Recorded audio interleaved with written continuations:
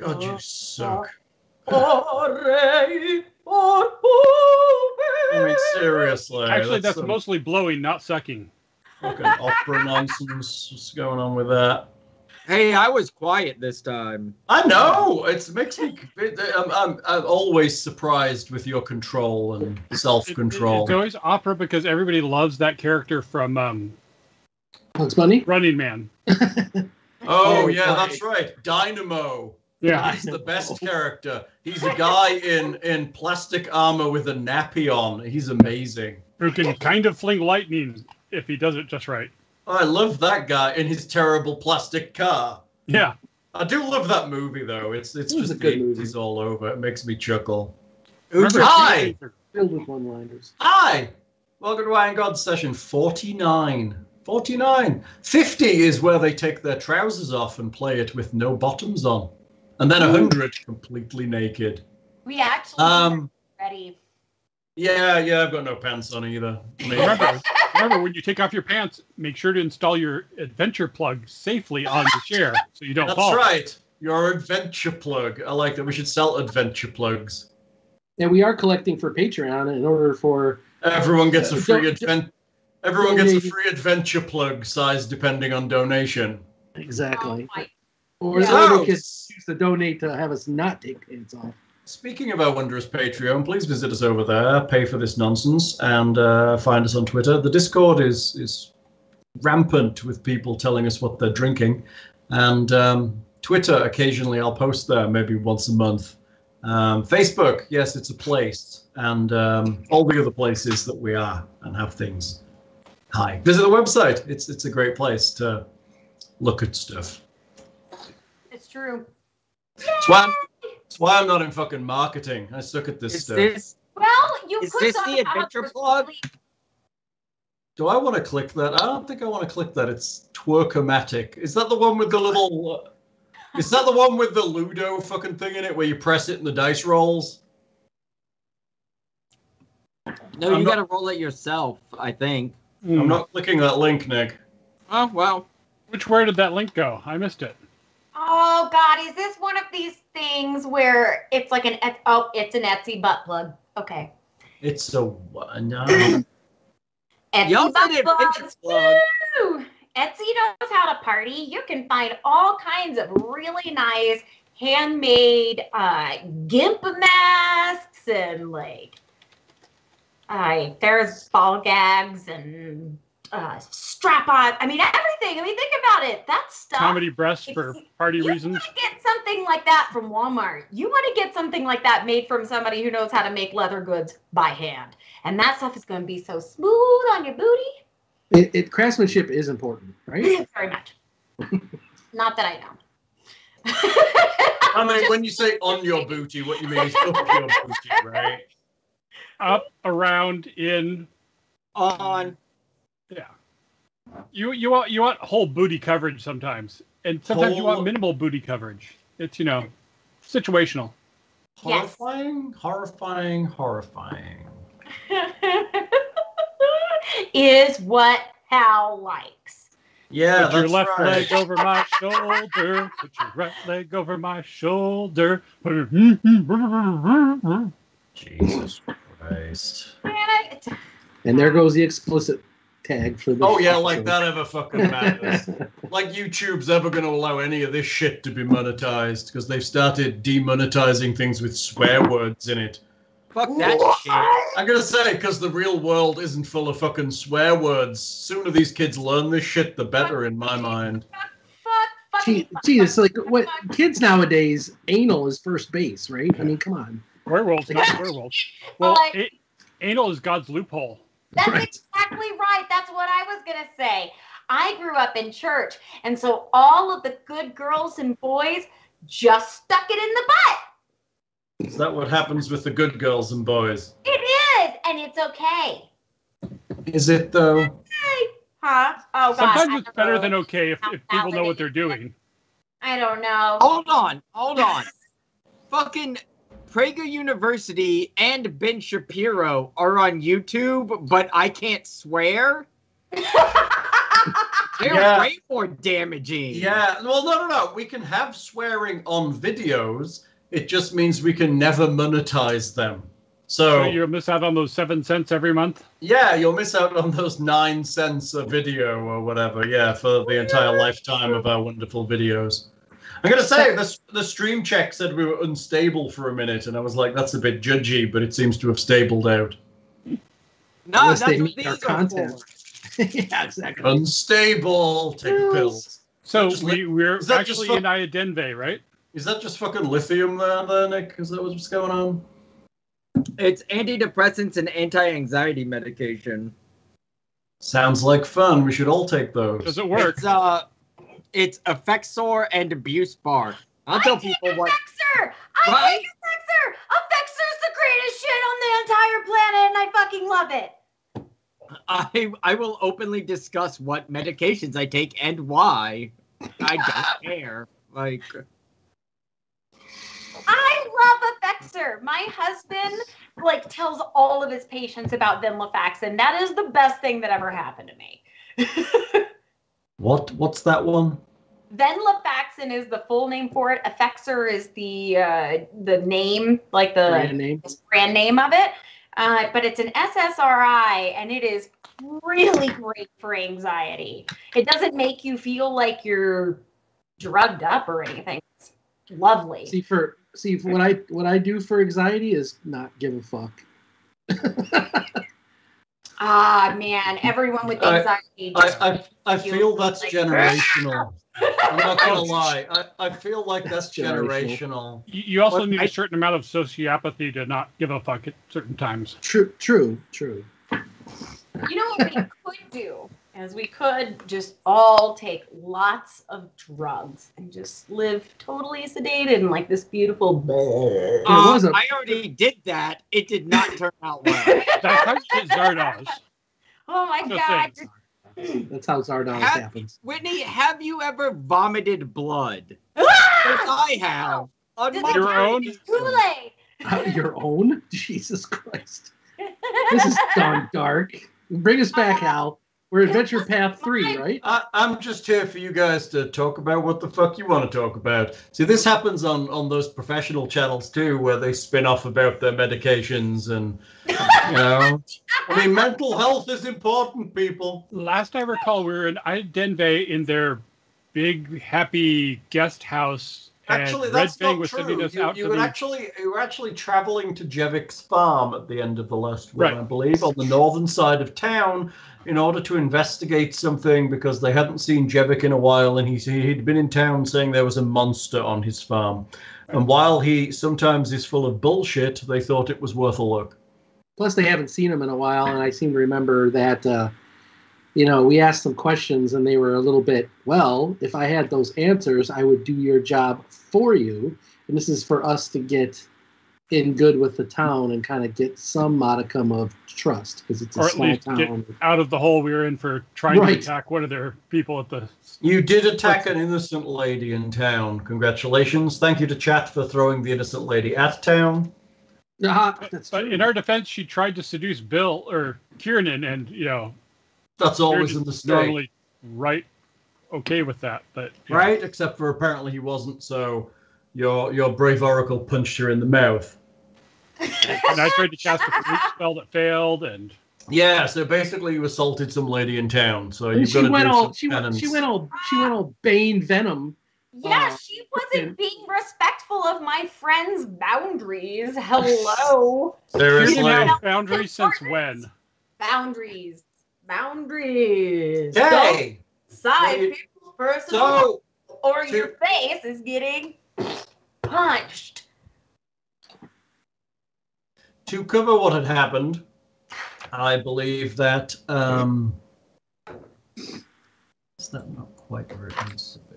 Wait, you were very careful to be careful when you do that, because you might violate copyright rules with the Mummers Guild with mimes. So because if you look like you're in a box that you can't get out of, and you could get those. That's an Assassin's Guild, in case you didn't know. As long as her name's Jack, it's okay for her to be in the box. That's right. Or Marcel. Oh man. Oh man! All right. So what's happening? What is happening? So, to continue to review, what you know is Red Fang, who is the guy you talked to, who is a representative of the Deadeye Council of the town of Iadenve, told you that Jevik had come into town to complain to the council that there were monsters on his farm 5 days earlier. Red Fang had meant to go around and check on the situation, but he hadn't managed to get there. Jevik has a record of false alarms, crying wolf, generally being on the edge of town and nervous of monsters, mutants, bandits, robots, all kinds of nonsense. And you were thinking about heading out to his farm to check it out. If you want, you can check around inside of town and see what's going on. Or you can just head straight out there. You know his farm is on the north side of town, and you know roughly where it is. About what time of day is it? I don't know. Noonish? Noonish? Okay. All right. Are there any other farms that are further out than his? In other words, if there was some kind of incursion, would somebody else theoretically be affected before him? Should we go out and work our way in a little bit instead of going right to his Are you farm? asking? Yeah. I mean, I don't know who's out around here, so ask around town. Who Are you asking? I can't remember the Oberführer's name. Red Fang? Red Fang? Okay. What are you asking? Red Fang, where are there anyone else that he has as neighbors that are like further out or closer to town that we could ask if they've seen him or if they've been affected by any monsters or have seen anything? Most of the farms in this area are inside the Elkhorn wall, protected by the wall from the ravages of what's going on here. Several of the farms outside of the wall occasionally get raided. It's just one of those things, and Jevik's is one of those farms. But there are a few farms on the north side that are equally as far out as him, or maybe a little further. They don't seem to have the problems Jevik reports, though. Well, in the interests of, he may be in peril, so in the interests of brevity, we should get out there. About how long did we figure it would take us to get out there? Can we get there? We should probably reconnoiter and go by nightfall, or do the direct approach and try knocking on the door. I'd like to at least observe the area first. So what are we doing? Going at night, observing the area, or knocking on the door? Yes. I was asking the group. Are you asking the group, or were you asking Red Fang? I was asking the group. I would say go now, because if we wait till nightfall, more danger might have happened, and we have people that don't see in the dark, so waiting for night is suboptimal. Yes, I would be inclined to agree. I think that we should go now. All right. Where's Bully Nick? I love it. Nikki, There he is. I see him coming in. Or Frog Tea Vegan. I may or may not be putting the kettle on, so. Oh, that's always a good call. Nobody ever complains about putting the kettle. Make me a tea, Nick. Will do. Thanks. Yes, I agree that now is the time that we should go out to the farm to check on him. For one, if he is still alive and has not been killed by monsters, then we will stop him from being killed by monsters. Yes, I mean, it is our every second in an emergency is crucial, no? It is our duty to help our fellow organic beings. It's been 5 days since he reported the problem. Well, you know, maybe on the fifth night is when he gets killed by the monsters. Well, he could be like held up in his root cellar and just running out of beans to eat and really needed rescue now. Also, I would prefer not to. Don't monsters usually come out more at night? Is that not what most of you find? The monsters are the things that go bump in the night. No. I mean, it's Numeria. Monsters are 24/7. That's true. Robots never sleep. I will say that my odds of fighting the monsters are going to be much better in the daylight. So why don't we go on that way? So you leave the town via the gate Gate. in the Elkhorn wall and head to the north side. You have some vague directions from Red Fang as to where Jevik's farm is located, and it's not too difficult to find. You see it in the distance as you begin to approach. Any telltale signs of habitation from this distance, like smoke coming out of the chimney, or? I mean, it looks like a standard farm from what you can see from here. It has a neat orchard all around it, and there are fields expanding to the south. There are a few small buildings, and there's a road that you're following that kind of winds its way up into the farm area. I'm probably going to move you onto a different map.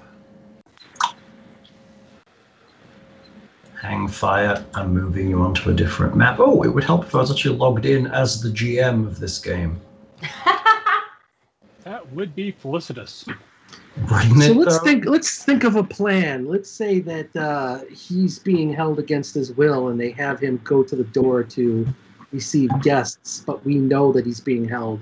Perhaps we play it off and say, okay, we were just checking on you. It's good to know that you're safe. We'll let everyone know, and we won't bother you for, a while. Hope to see you in town soon, and then leave, and then we can loop back in case. If he's been out against his will, we kill everyone. Yes, if you subtly detect that, clue us in somehow, because I will not know that. Yeah, but if we kick in the door, he might be a dead man, right? So that's where I'm... But I can bring people back from the dead now. Yes, as gnomes, apparently. Well, it's a little random, but gnomes are one potential. That's where you get to be a badger. So, outside of the game question, chance for people to learn or teach me. So necromancy is looked at as bad? No, not all necromantic spells are evil. Some necromantic spells are considered evil. There's a lot of healing spells that are necromantic because they deal with staving off death. Yeah, and there's a lot of things that examine death and look at death and sense death and do all that stuff that are not evil. Not all necromantic spells are evil. There are certain spells in, I'm going to say the majority of the classes, but some of the classes that are considered just evil to do. Cool. All right, makes sense. And most of that relates to how souls move from this world into the next one, and how that messes with the process of the cosmic cycle and all of that stuff. But there is a spell, a necromantic spell specifically to block some people from being resurrected that is not have the evil descriptor. Is that Gentle Repose? No, Gentle Repose extends how long they can be. Keeps them from being smashed. There's Eternal Rest or something. No, there's like Eternal Rest that you can cast it on people so they can't come back to life. Right. Which doesn't have the evil descriptor for some reason, it's because the intention is to protect the dead from being resurrected as undead, right? Possibly, but it also protects them from being resurrected at all, so it's like... your average peasant isn't going to be resurrected, is he? So what's the harm of me making them a zombie? It's free labor. I'm bringing negative energy back into the world that it doesn't belong in. Yeah, it's about bringing alien energies into the world as well.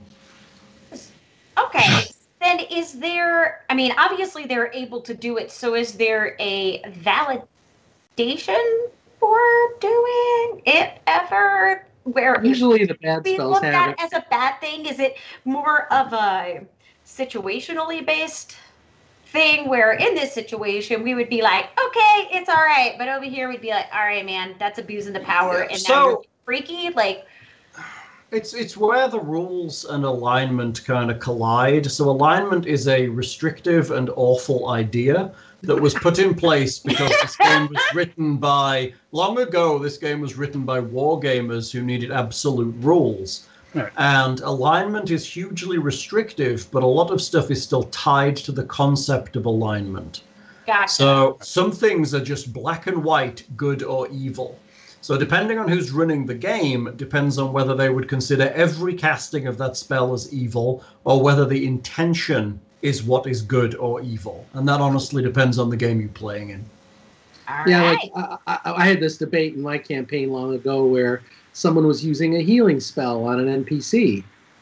That you would think that is a good thing, right? But what they were doing is they were healing the injuries as the Torturing rest of were torturing them, right? So it's like, well, okay.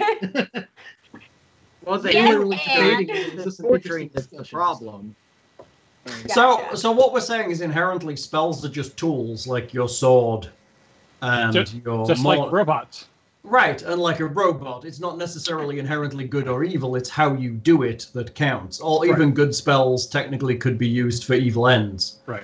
That's why it's So- irrational to hate robots. You should hate the Technic League that probably sent the robots. The robots are merely tools. Right. So, So when a Well, spell maybe you are a fucking tool. How about that?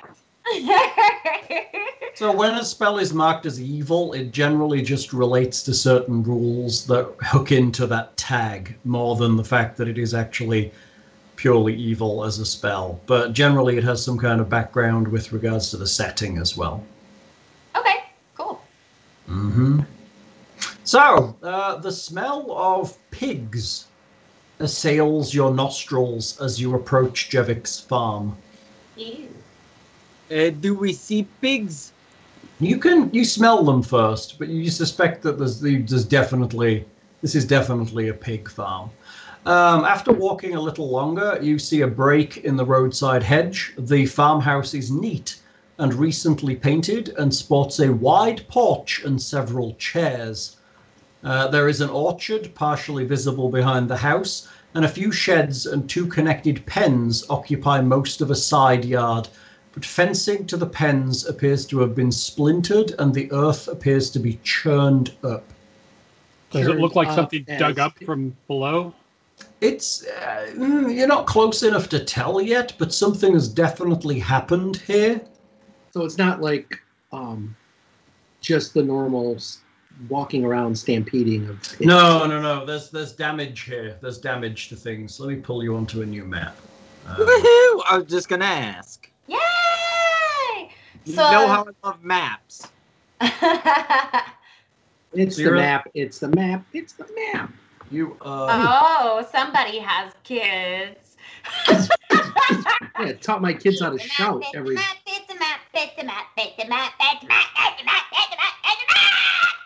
the fuck is that other than really annoying? That's why I hate children. That's yet another checkbox, but never having That children. one was from Dora? No thank you. Probably. But I think that one was from Dora. I Probably my better kids than to Baby shout. Shark. With Cause- swiper, no swipey. Swiper, no Laura swipey. didn't do anything except shout constantly, so it was like all my kids were yelling for a part of their lives because there was no volume. There was zero. And I do love it when children yell. Right. Yeah, it's definitely my favorite thing ever. Big believe fuzzy darts in the neck. I believe it's common practice for Kellids, when they encounter technology, to bury it and try to forget about it. So there's definitely a cause for things to burst up from the ground if they wake up. I mean, that's definitely true. So you can see the pen on the far side. The fence itself is a little broken. said it was You are coming down the road amid the hedgerows, and that's where I've got you. So you may Do we see proceed. any actual signs of life, like any pigs meandering about? I mean, currently you're just sat on the road. You don't see a great deal. You road and some hedgerows and some glimpses of the buildings where something has clearly occurred. There is definitely a crop circle here. It is aliens. Are you searching the map when you shouldn't be? Oops. Thank you. to be fair, it is daylight. We don't know what we can really see. Yes, but you can't see through the fucking trees. Let's be honest. You don't have a drone. Not yet. Don't make me blank these goddamn maps out because you're too curious. Oh, I no. pulled you to a specific spot for a reason. I'm sorry. I'm I'm- on roll 20. I'm sorry, I've got a big monitor that I'm pulling you in again. Okay, Let us fine, Dad. continue our way down this road. We will continue to. I do not believe we have the horses, though. I think it was within walking distance. I put the horses on the map in case you brought them, so if they're not there, I can remove them. We could tie him up somewhere, possibly, if we did. I don't know how far was the farm from the. It was maybe 30 to 45 minutes, so it is a reasonable distance out, but it's not far out of town. We probably took the horses, but let us perhaps, as we come up here, kind of tie them off, kind of, what do you call it, where they are in a line, perhaps like right here. So Picketed? Let us picket them over here. Yeah, I'm picketing your horses. They're being picketed over there. And There they are. Also And known the- as baiting. Picketed. There they are. Picketed horses. That's how the last one died. Right. That's right. Picketed. I'm just waiting till somebody like walks by and just lightning bolts your horse picket. Oh, everyone drinks. Oh, Everyone thank you. drinks. Thank you, Thanks. weaponized tits. Thank you. Thank you, Ouch. Miss Tits. With the tits. So let us continue down the Oh, road. I gotta go get a drink. I'll be right back. But I think that is the best course. I mean, we just keep heading down to the houses, see what we can see. Yes, he might just be drunk or have had a heart attack or something. I mean, that's possible. Maybe he's fallen down and broken a hip and just maybe he doesn't have one of those like alarmy things that Americans yeah. have. I would Whatever say they that are. just everybody keep your senses around you. Keep watch. Pay attention. Yeah, I'm going on the other side of this hedge, and I'm gonna try to. I mean, it's daylight, so I'm not really sneaking, but I'm gonna try to keep low and get to the kind of over here where this pen is. There's sort of like a natural hedge to the south where the pen is. I want to get a closer look at this broken earth to see if it's something gouged it, something made heavy footsteps, or something erupted from the earth. Like So what I'm Changes hearing is the survives. party is advancing on the farmhouse. Yes, We- but he's splitting the party and sneaking, but not sneaking. I mean, he's only 10 feet away, so it's not like he's far away. Unless you guys are waiting for him to scout. you want to, I can. Okay, I guess we will wait if you want to scout ahead. Make me a stealth check, please. Sure. And I 30. And this is how Kiernan actually died. Okay, you get to the end of the hedgerow and you can see that there's damage to a lot of the fencing. What the hell is that? Ed, go mute. A dog and Whitney rummaging around in something. Okay, that's good. They're probably eating pizza together.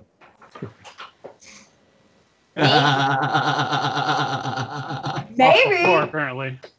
Nah, yeah, sorry. I dumped out a bucket and they had a bucket. Just Okay, turn so on mute. I know it's really loud, but I had like a bunch of rolls of change. They all hit the floor. Why do you have rolls of change? Because I'm a mom. Is that a thing moms have, is rolls of change? I also thought I was the only mom on earth that carried around a bag of my son's baby teeth until I realized they did that when I was watching Bob's Burgers, and my son was like, "Mom, you're Linda." There's worse things to be. I think my mum potentially has my baby teeth in a bag somewhere. So I think it's so you could genetically clone me if I happened to do, you know. Or for necromancy purposes. I think my mom burned my baby teeth to prevent that from happening. Really? Here, I gotta go take care of the dog. Hold on. Get him. So, damage to the fence. Yes, the fence is damaged, and the house itself looks like the front porch has seen some kind of damage as well. It's difficult to tell exactly what here, but the farmhouse looks like it's a little damaged, and the fencing around looks like it's damaged. You see a couple of pigs just wandering about, as in they're out of their enclosures. Sure. And they don't, they're just meandering about, so they're not panicked or had bolted or necessarily. Range bacon. Yeah. All right. What is there like a epicenter or like a significant set of damage? I thought you had indicated. No, there's a bit of damage over here in the main fencing, but to the north, you're looking at this is the main farmhouse, the red roofed building. There's a bit of damage to the porch of that. Things just don't look right. Considering the buildings themselves look in good order and well tended, it seems like this damage is pretty recent. Freshly painted, but damaged. Correct. Well, it looks like this. Yeah, it looks like why would you paint a damaged building, right? Right. I mean, I'm gonna get close to this damage point here and investigate pretty closely. Okay. Make me perception checks to start with. 23. Okay. There are deep furrows in the ground, and large depressions in the ground. And it looks like whatever this is, it just crashed through the fence at this point. So, does it look like wheels, like of a robot or a wagon or something? Or tracks or treads, like we've seen? Make me a survival check. I've got rubbish with that. Somebody dragged. 2. I mean, it could have been a robot. It could have been one of those big spider robots you've seen before. It could have been you honestly have no idea. It could have been a group of guys. You have no clue. Could have been a frat party passed this way. No one's 100% certain at this point. Girl Scouts shelling their cookies. I think on a 2 he eats the bad berries. Who's got the bad berries? I don't know. The fun I suppose that Kiernan is now out in the open. He is pretty much out there. You can see him at the end of the path, kind of sneaking along that fence line, along the hedge line. I mean, he's not really. There's not really much to be done around here. I mean, there's nothing to hide. I mean, he would be pretty obvious from the buildings, and the people to the north would probably have a reasonable go at seeing him if he was wandering along. But nobody's taking a shot at him, so it's probably safe for us to approach now. Exactly. Let us move forward. Beep, beep, beep, beep, beep, beep, beep, beep, beep. Tatia and Kitty saunter on down the way. All right, everyone's coming. Bring the cat. I'm going to ask people if they can do like a knowledge nature, or does this look like footprints for anything you guys recognize? Do you guys have Silas, or do I have Silas? Don't I? You have Silas. You do, yeah. Here he is. I don't know what it is with that token. Did you move Silas? Apparently I can. Oh, good. I think I set it so that everybody can move him. Yeah, I can move him. Would I be able to roll, could Tatia roll knowledge nature to... I rolled that. What the hell is that noise? It's my husband! He's so loud. Chop his hands off. They said to chop your hands off. I rolled a 27 for survival, looking at the whatever tracks there may be over here. Okay, survival 27. You believe that whatever this is some kind of large creature. You're pretty wildernessy. You grew up in the wild. You think it's some kind of ursine creature. Ooh. Owl bears. Yeah, so there should be or bear. The claws are stupid large. Wait, we can hear you because your headphones are off. Doesn't mean we can't hear you talking. Fuck! Sorry, Click mute on the Skype.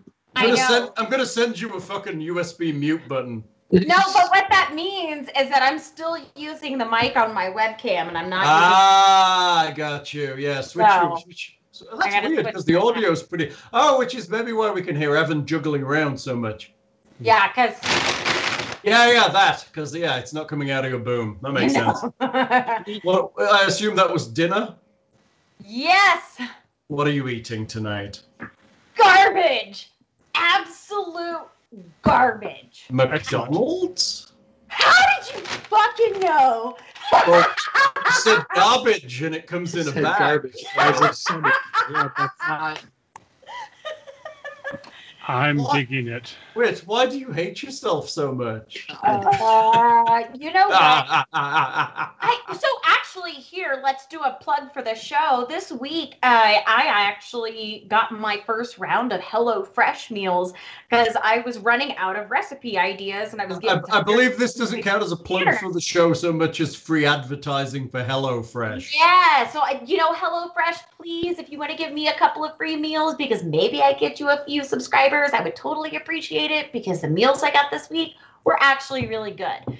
I like that you can choose for them to be simple meals or complex meals. And I mean, my kiddo's not very picky, so I went with sort of generic healthy meals, and we got a teriyaki pork bowl that was Question.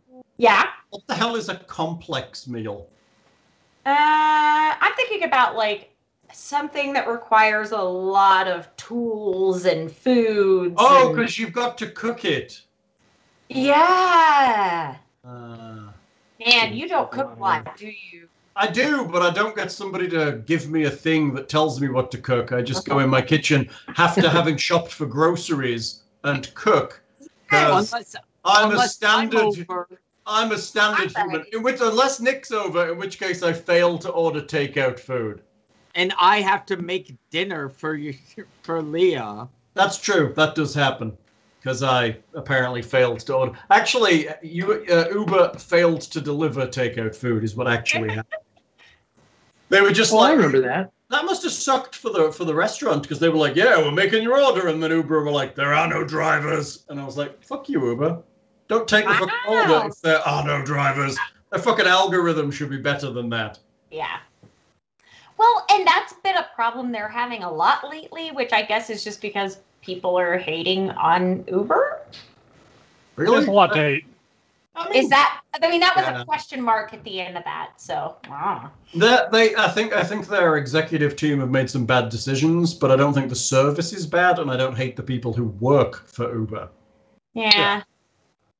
I think that's kind of my thing. Like, I did it, and it was really helpful, because being a mom and raising Isaac and working around Evan's crazy schedule is perfect. So plus I was in Denver, where people wanted to eat all the time because they were always high. That seems fair. Yeah. I mean, nutrition is important. Very much so. God, that was my favorite game, was High or Not. High or Not. High or Not. Yeah, to see if somebody was stone faced in their order. Yeah. Yeah. That's nice. So, microphone. It sounds like an easy game. So there are some Ursan tracks, no? Yes, Ursine tracks. The claws are really big. It's probably about the biggest bear kind of paw you've seen ever. Ooh. I mean, you literally... I have never seen bear claws.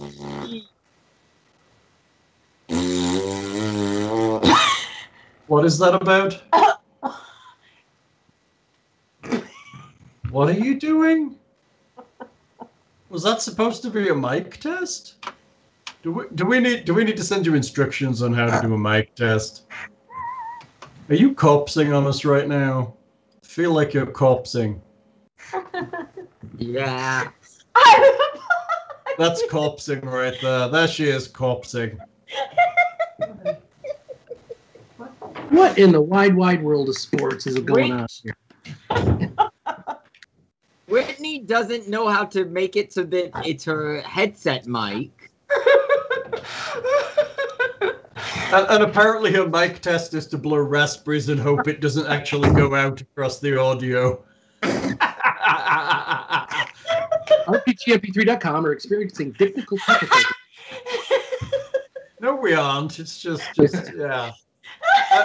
I believe this might be user error.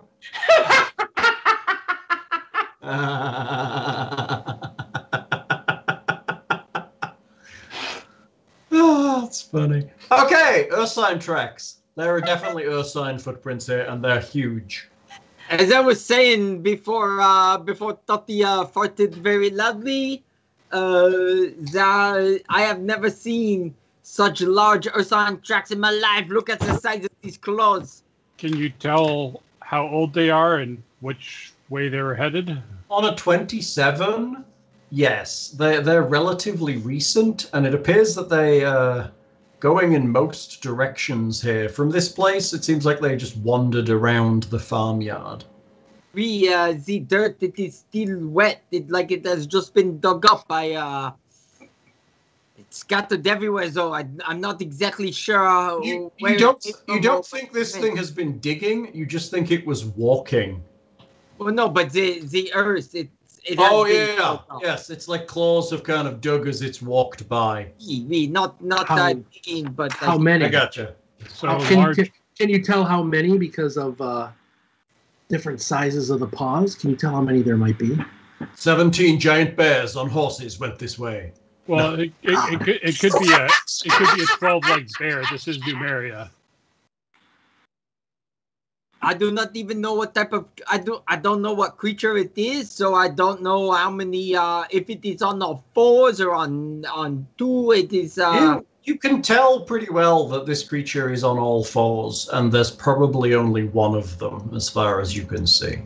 You know how before I improv my answers, maybe Just saying, you rolled a 27. You know a lot about this scene.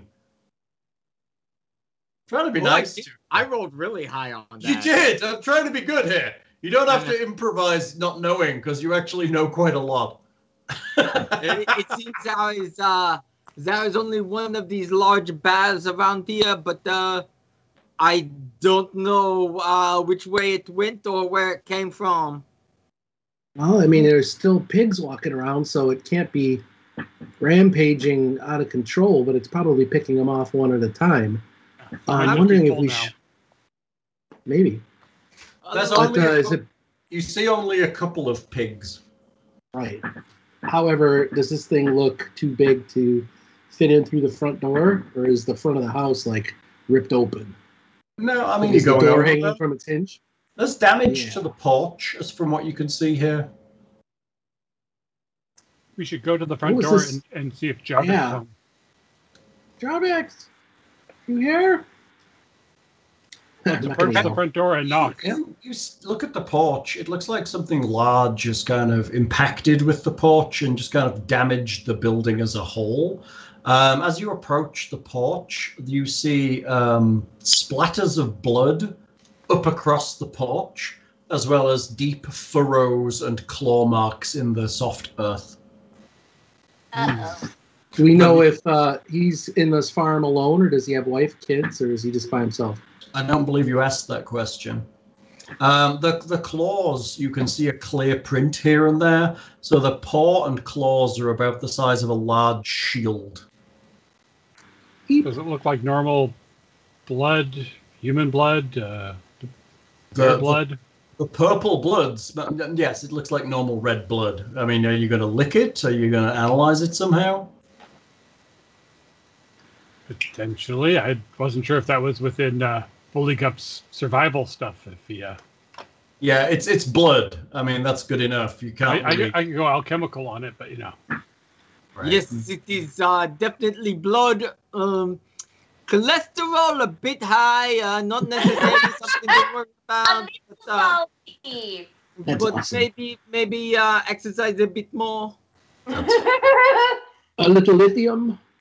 Is the front door open or is it closed?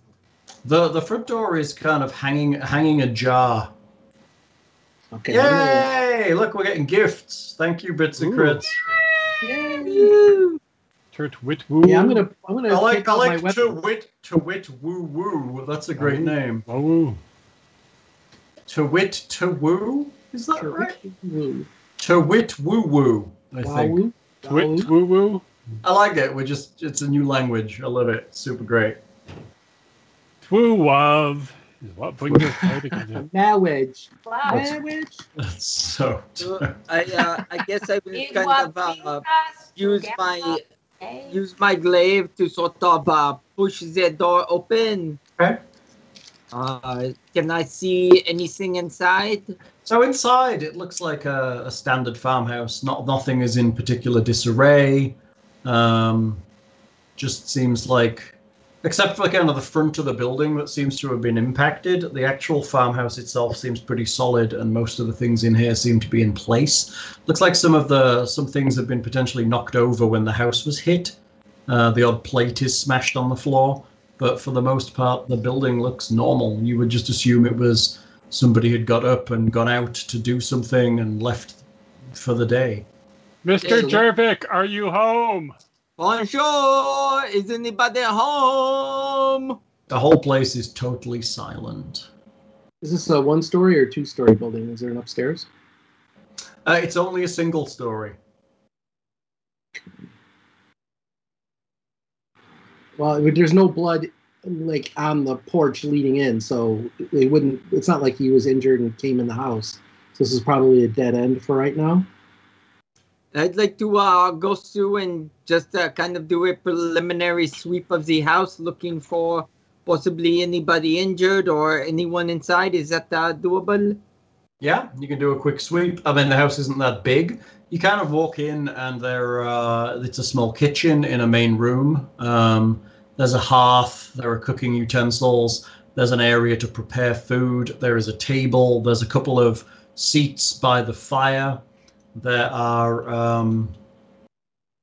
how many chairs are at the table? There are 4 chairs at the table and 2 seats by the fire, but you get the impression that only one of the chairs is used regularly. Okay. You see a door into a back room, which appears to be, and when you search it, a bedroom.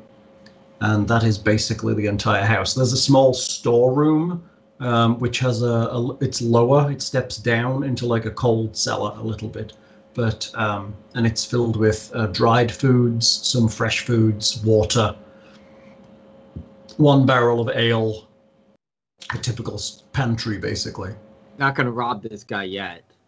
Right, he may not be dead. Yeah. Wit and Alexander can make me a perception check from where they are.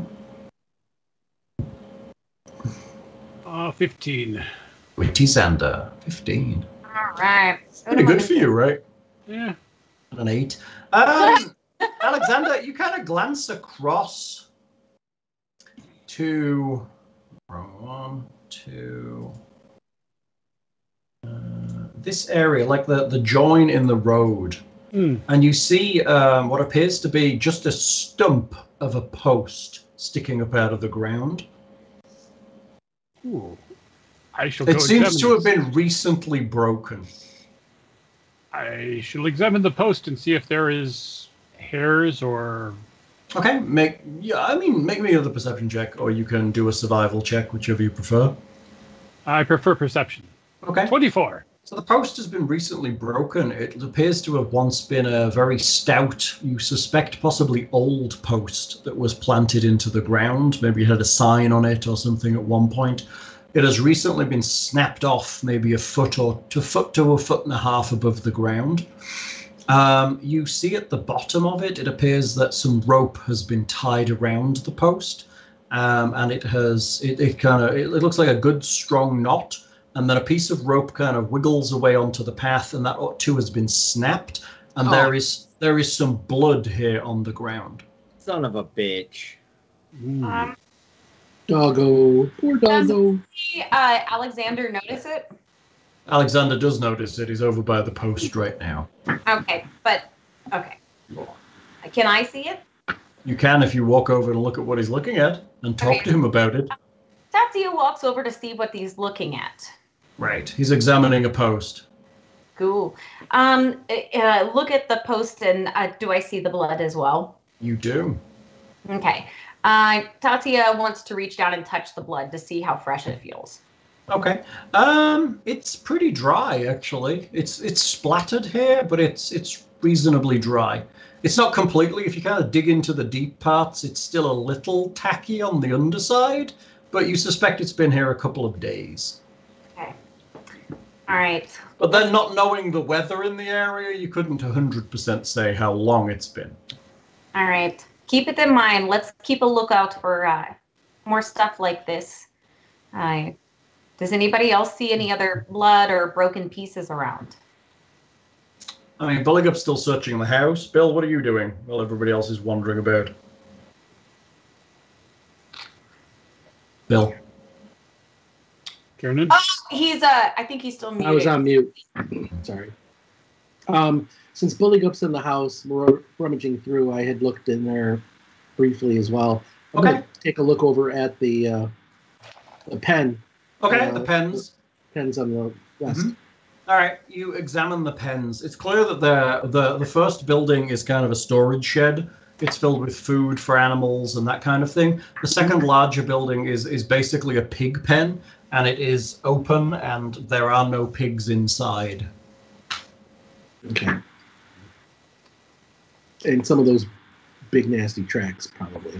There are some. There's less tracks over here. There are some.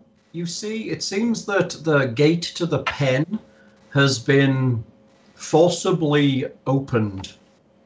So looking at the latch, it appears to be slightly damaged, like it has been bent backwards, as if something kind of opened the pen by pulling on the door instead of opening the latch. Right. So, since we're suspecting some kind of giant earth-sign creature of some sort, what I'm going to do is, which is the taller building, the pig pen or the storage shed? So I want to get on top of something. The house, the shed. The pig pen is slightly taller. Everything's reasonably low, relatively, but the pig pen is the tallest building is the house, but the second tallest is the pig pen. I'll try to get to the roof of the house, maybe around the chimney, so I can use it for not cover, but a little bit of stability. Right? It has a sloped roof, except for the porch there sticking out the front, which is slightly, ever so slightly angled, but not as much as the steep roof. So you can probably pull yourself up onto there reasonably easily. Let's have a very brief climb check, just in case you fall and break your face. Don't fall and break my face. Nat one. Okay. A 15 is good enough. You kind of climb up in the corner onto the porch roof. It's a little damaged, the porch, so you kind of shuffle onto the main roof pretty quickly up to the chimney. All right. I'm just going to try to get a bird's eye view as much as I can to see if I can see over some of these trees, or at least down some of these rows. The trees are pretty tall and fairly bushed out, so to speak. It's the time of year for that. But you could make me a perception check from there. All right. Kind of also looking for broken patterns, right? Like these are all nice rows. Is there an area that may have been smashed down or whatever? 18? 18. So to the northeast of you, you see an area where the trees appear to be flat, like crushed down into the orchard. You don't see anything specifically there, but there's a gap in the orchard there, like a clearing perhaps. All right. I will relay that down to the group, but I'm not going to shout so my voice carries across the orchard, you know? I assume these are fruit trees and not just ornamental? Yes, it is actually a fruit orchard, yes. It's apples. Ooh. I'm just going to fire up Detect Magic. We can have an apple pie. What are you doing with an apple pie? Eating it. Why wouldn't you? Fucking it. We all know what Nick would do. Does Tatia, do you have create food and drink? Maybe we could summon some honey or something with magic. Right. Lure the bear somewhere.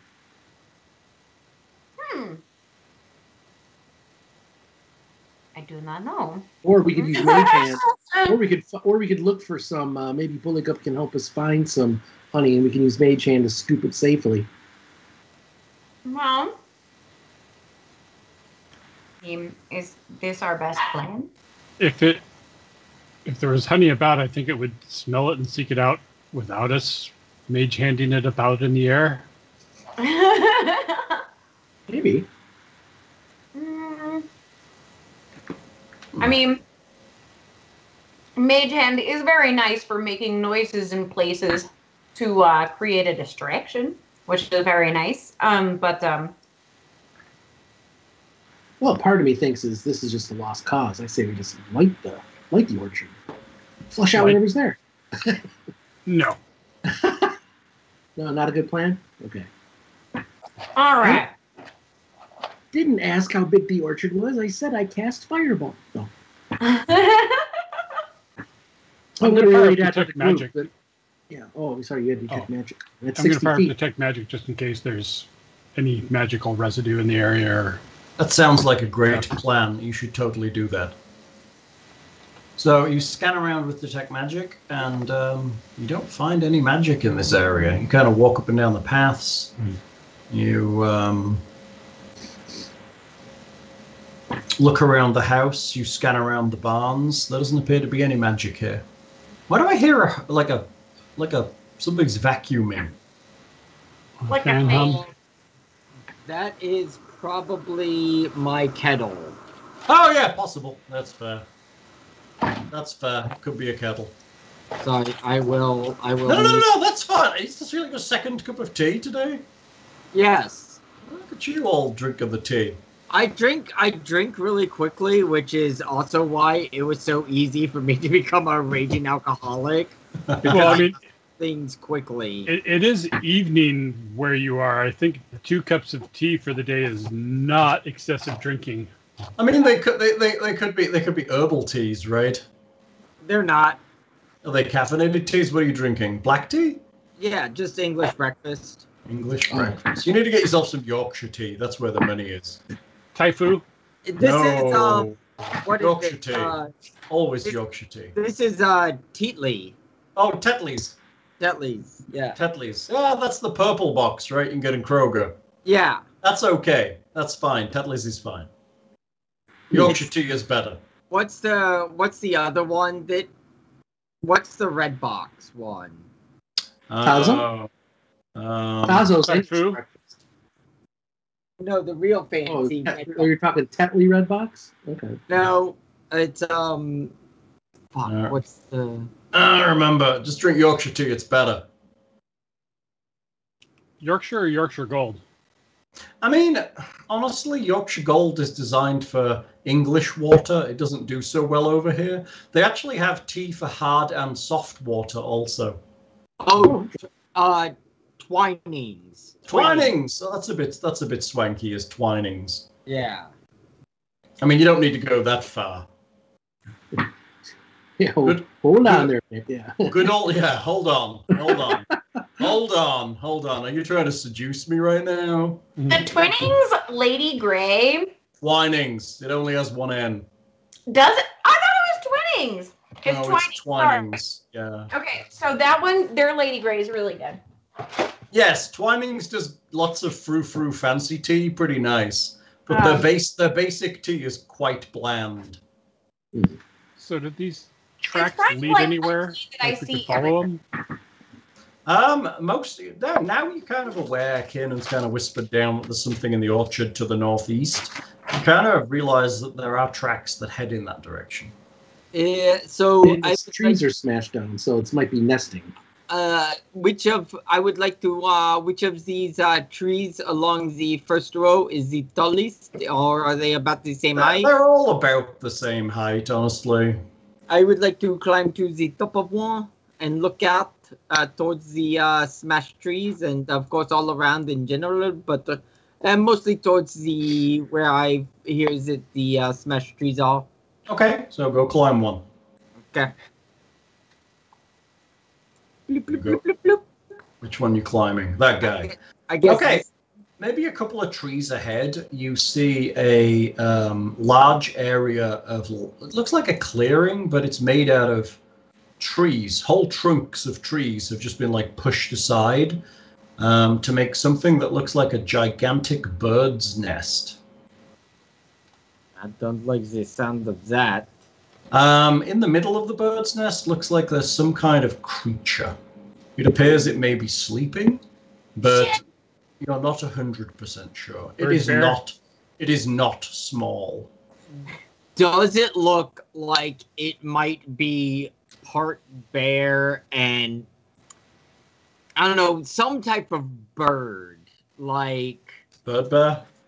yeah. Does it look like it could be a bird bear or perhaps an owl? Or It's difficult to tell. You definitely see ursine features. It could potentially be an owl bear. do I know what owl bears are? Like, I mean, you've never really seen one, probably. You can make me I guess they're aberrations owl bears, aren't they? So that'd be a knowledge arcana. That's not going to be a good roll for me, but, Oh, whatever. they're aberrations, Oh. eh? I think they're aberrations. Did we ask if Jervik was human?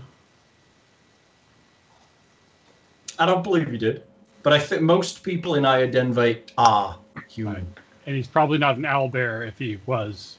He He's might have probably- one as a pet. I mean, he's Aware- probably aware of- not an owlbear farmer. No. I mean, Hey, it could be how's his it pet or going? something, but How's He's it going, a rare Jervik? owl bear. How's that owlbearishness going? Oh, it's good. Thanks for asking. might have been, noteworthy and told to us free if it was. Right, Jervik's an owlbear. That's what they would have said. Yeah, By the Jervik way, panics a lot. He's the panickiest owlbear we have in town. Don't Probably confuse lives on him the with the periphery. calm owl bear residents. That's right. Several other owlbear residents are kind of freaked out by the way Jervik is getting the owlbears a bad name round here. Yeah, there's definitely a gigantic nest up in the trees, and there's something in it that looks like a big bear. Find any monster slayers? Yeah, I mean, do we want to sneak up on it and attack it while it's sleeping? While you're up there, Buligup, you can make me a perception check. Okay, I will do that. Let me See if there's human bones in the nest, too. Are you going to want to claim this farm if Jervik's dead? A 20. That's good. Oh, too much You notice off to the east, just in the distance, you see Red Fang just kind of hanging out and watching. I want to wave to him. He inclines his head. He's not hiding. He just seems to be watching what's going on. Where is he? Where would he be? Like on the map? He's probably down towards the end of the road. He's probably pretty close to your horses, but he's kind of stood on one of the fences so he can kind of see over a little bit. Okay, I will climb back down the tree and I will tell everyone there's a large bear creature, perhaps an owl bear, because there is a nest, and also Red Fang is just on the street. So maybe we go tell him what we have seen. Or he's watching to see if we do well. It's a test. Owlbears, being aberrations, are they blessed of Aristil or abhorrent to Aristil or irrelevant to Aristil? Yeah, I mean, if we go out and just kill this thing, would that be a good or a bad thing to Aristil people? Or Excellent. Oh, it's not actually. Owlbears are not aberrations; they're magical beasts. So would that still not natural, but no. Make me a religion check. All right, I have a little bit of that.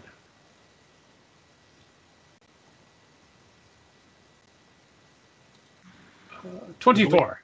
24 is good. So you understand that magical beasts are part of nature just like ordinary beasts are. They're just infused with magic. So as with regards to how Aristil views them, they're ordinary creatures, right? They are part of the cycle. But Aristil also believes that removing creatures who are crazy or damaging to agriculture or the safety of those who live off the land is also well within the remit of his religion. And also just the hunt of beasts that are doing no particular harm but will feed the bellies of his followers. Correct. Random hunting just for the sake of hunting is frowned upon, but hunting for food is fine. Okay, so if we kill it, somebody should eat it. Maybe we bring it back to the town for food. Or you could just make the argument that it's murdered some guy and it needed to be put down. Well, we That don't too. But we could do both. You could, and then you could eat it. Unless human-fed owlbear is bad to feed to people. Right, as long as you don't eat what's in its tummy, it's probably fine. Soylent I mean, Green owlbear? I mean, it's going to be like, do you want leg or wing, right? I mean, technically speaking, pretty much anytime an animal is a man-eater, you have to put it down because it now sees humans as a food source. Right, but people were fine with eating horse, but not with eating trolls. So meatbag logic is a little. Yeah, Bits and Crits is saying too many questions. We should just attack it. I would agree, but I will ask the Twitch channel one important question: do owlbears taste like chicken? No, it's a wizard's chance, or it's a wizard's attempt to make turducken as a weapon. That's right. That's right. Turducken. Cthulhu followers. I would, as I've climbed down and told them what is going on, I think I'd like to start making my way over to Red Fang since I have seen him, and I will let him know. So I will make my way down the road. So you're heading down the road. Red Fang just kind of acknowledges you. I thought to wave him over, so that I'm not that... He walks partway down the road to meet you. Yeah, don't make me walk all the way fucking down there. So there does I meet up with him. There does not appear to be anybody home. It looks like some type of large bear, perhaps an owl bear, has at least attacked the house. There is some blood. I don't know who it belongs to because there's also a shit ton of pigs. Well, there's pigs walking around. I assume there was a bunch. Now there's only a few, probably eaten. And I think the large bear is sleeping right through that orchard over there. It sounds like Jevik's got himself in some trouble. I mean, he may have been able to get away, or he may have been eaten, you know? How do you propose we proceed? Well, I mean, generally speaking, I don't like murdering a sleeping creature. It's not really much of a warrior's way, but it may have killed him. No one has seen him in town at all these past few days. If the evidence points to the creature being a murdering, a man-eater, then it has to be put down. I suggest you do that job. I'll be here if you need any help. He grins at you with his blood-red teeth. He wants to find out if it tastes like chicken too. Okay, we would take one more look around, see if maybe we can find your Jarvik. And if not, I guess we will dispose of the owlbear, maybe check his stomach for contents. Or do both. Aye, that would be wise. I'm sure if you can find Jarvik in there, he would deserve a burial if he's been eaten. Yeah, now be careful, if you see it's an owlbear, they're pretty dangerous. I know, but I mean, we cannot have something like this roaming around murdering people. No, I agree with that. It's too close to town. I would much rather. I don't know how to tranquilize one and take it into the wild for release. Unfortunately, it's fine. If it's tasted human flesh, it's better if it's put down. I think I agree. I think it is probably best to err on the side of caution in this instance. Okay. Come on, friends, let's hurry this up. I am ready to slice this thing open and see what's inside. Okay, what are you doing? I suggest that if I come at it from the north, so we want to get on either side of it. That's what I'm thinking. Flanking. So all I'm proposing is if I come in through the north here at the top of the map. So I'm just pinging right now where we're talking. I see where you're pinging, way up at the top of the map. Yes. Right. Now, if Buligup climbs, what I'm worried about is this ring of trees around it is sort of like wrought with peril. Like someone's going to step on a twig, snap it, and it's going to wake up. So I propose if Buligup were to climb the tree down here from the south, he and I can come at it from two different directions. He could be at the top of the tree, and he's got the patagia, the flying, the gliding thing. He can jump from the top of the tree and glide right at it. And then as he attacks it, I rush in too. I'm sorry. I'm jumping off of a tree and gliding at an owl bear. With me coming at from it behind I mean, at the same it time. sounds kind of cool. It might be still asleep. I mean, I could lightning bolt it too, but you know. Yeah, I'm talking all this at the same time. If you try to sneak into there, you will step on a twig and it will wake up and then it will myrtleize you. At least we'll get. I mean, I would be better off just trying to run in and hit it than trying to glide down at it. Okay. Like if I like, I assume glider. I can't do much defense as I'm gliding through the air, but can be slapped by a fucking bear paw. Maybe it's one of the variants with like giant wicked claws and stuff. Because aren't there like several subtypes of owlbear? Oh yeah, there are different kinds of owlbear. Might even be a flying one. Jesus fuck. I think that we should also, before we go attack this thing, kind of check around the rest of the orchard. See if there's any corpses or anything that we can see. Which direction, before we do that though and pan out, which direction is the wind blowing? We want to be careful where our scent goes. Like, we don't want our scent to go towards it, right? So... Which way is the wind blowing? We just want to come at it from the other direction if possible. Okay, it is coming from... Okay, the wind directions. is blowing from the south to the north. So you want to come east and west. So you've already wandered around and it probably already has your scent. Okay. Cool. So, I guess I would like to move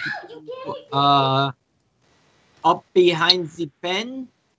Okay. Come up behind the pen and just kind of look down these orchard rows. Just Okay. kind of walking along. Occasionally you see like a splatter of blood and the odd pig trotter lying in the orchard, like something has kind of wandered up and down these rows, murdering pigs here and there. The odd tree is bent, but most of them are still standing in the rows where they're supposed to be. Okay. Then let us, so do we want to, shoot it with, perhaps lightning or fire and then hit the shit out of it as much as we possibly can? Hit the shit out of it. I would say that sounds like a great plan. I feel like, now, are we thinking some magic missile this fucker, or? I mean, there could be other threats. So maybe you guys hit it, and if it doesn't go down, I lightning bolt it in case there's other things to fight here besides the owlbear. Possibly. Okay. All right, Kiernan, do you want to go to the other side before I, you want to be Mr. Sneaky and go around the side? Yep, I'll use the tree as concealment and I'll be up here. You can make me a sneak check at that point if you're going up that close to it.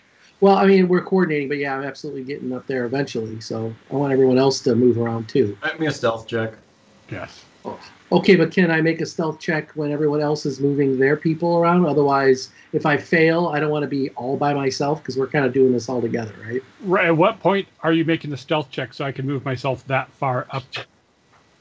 Well, So, like I said, I mean- I wanted to do some baseline tactics. In other words, if Alexander's here, I don't want him lightning bolt through. I know, and- but if you're going to fail a stealth check, I need to know how far I can have moved when you're going to have to make that stealth check, because I'm not going to move myself up. So he's going to need to make it as he passes up the row next to the nest. Sure. 32. So, okay, you creep up. Nothing seems to particularly stir. And I'll start coming up this row. I will be on the row next to you and start coming up it. Wait, Tatia, That's good. what would you like to, how would Are you you like, trying to be quiet or are you just walking? Tatia and the giant tiger. definitely trying to, I guess, yeah, I'm trying to be quiet. I will make a stealth check on it. Okay, Tatia, I'm where are you going? Are you where gonna you are? attempt to walk up. Well, I guess it wouldn't make a whole lot of sense now, would it? Guess I'll come right up here. Okay, is your tiger going with you? Now, so Tati would think that the tiger is probably going to cause a bit too much commotion, so I would command him to stay in this area over here. So is Silas coming with you? Correct. Yes, Silas definitely should come. All right, Silas is with you.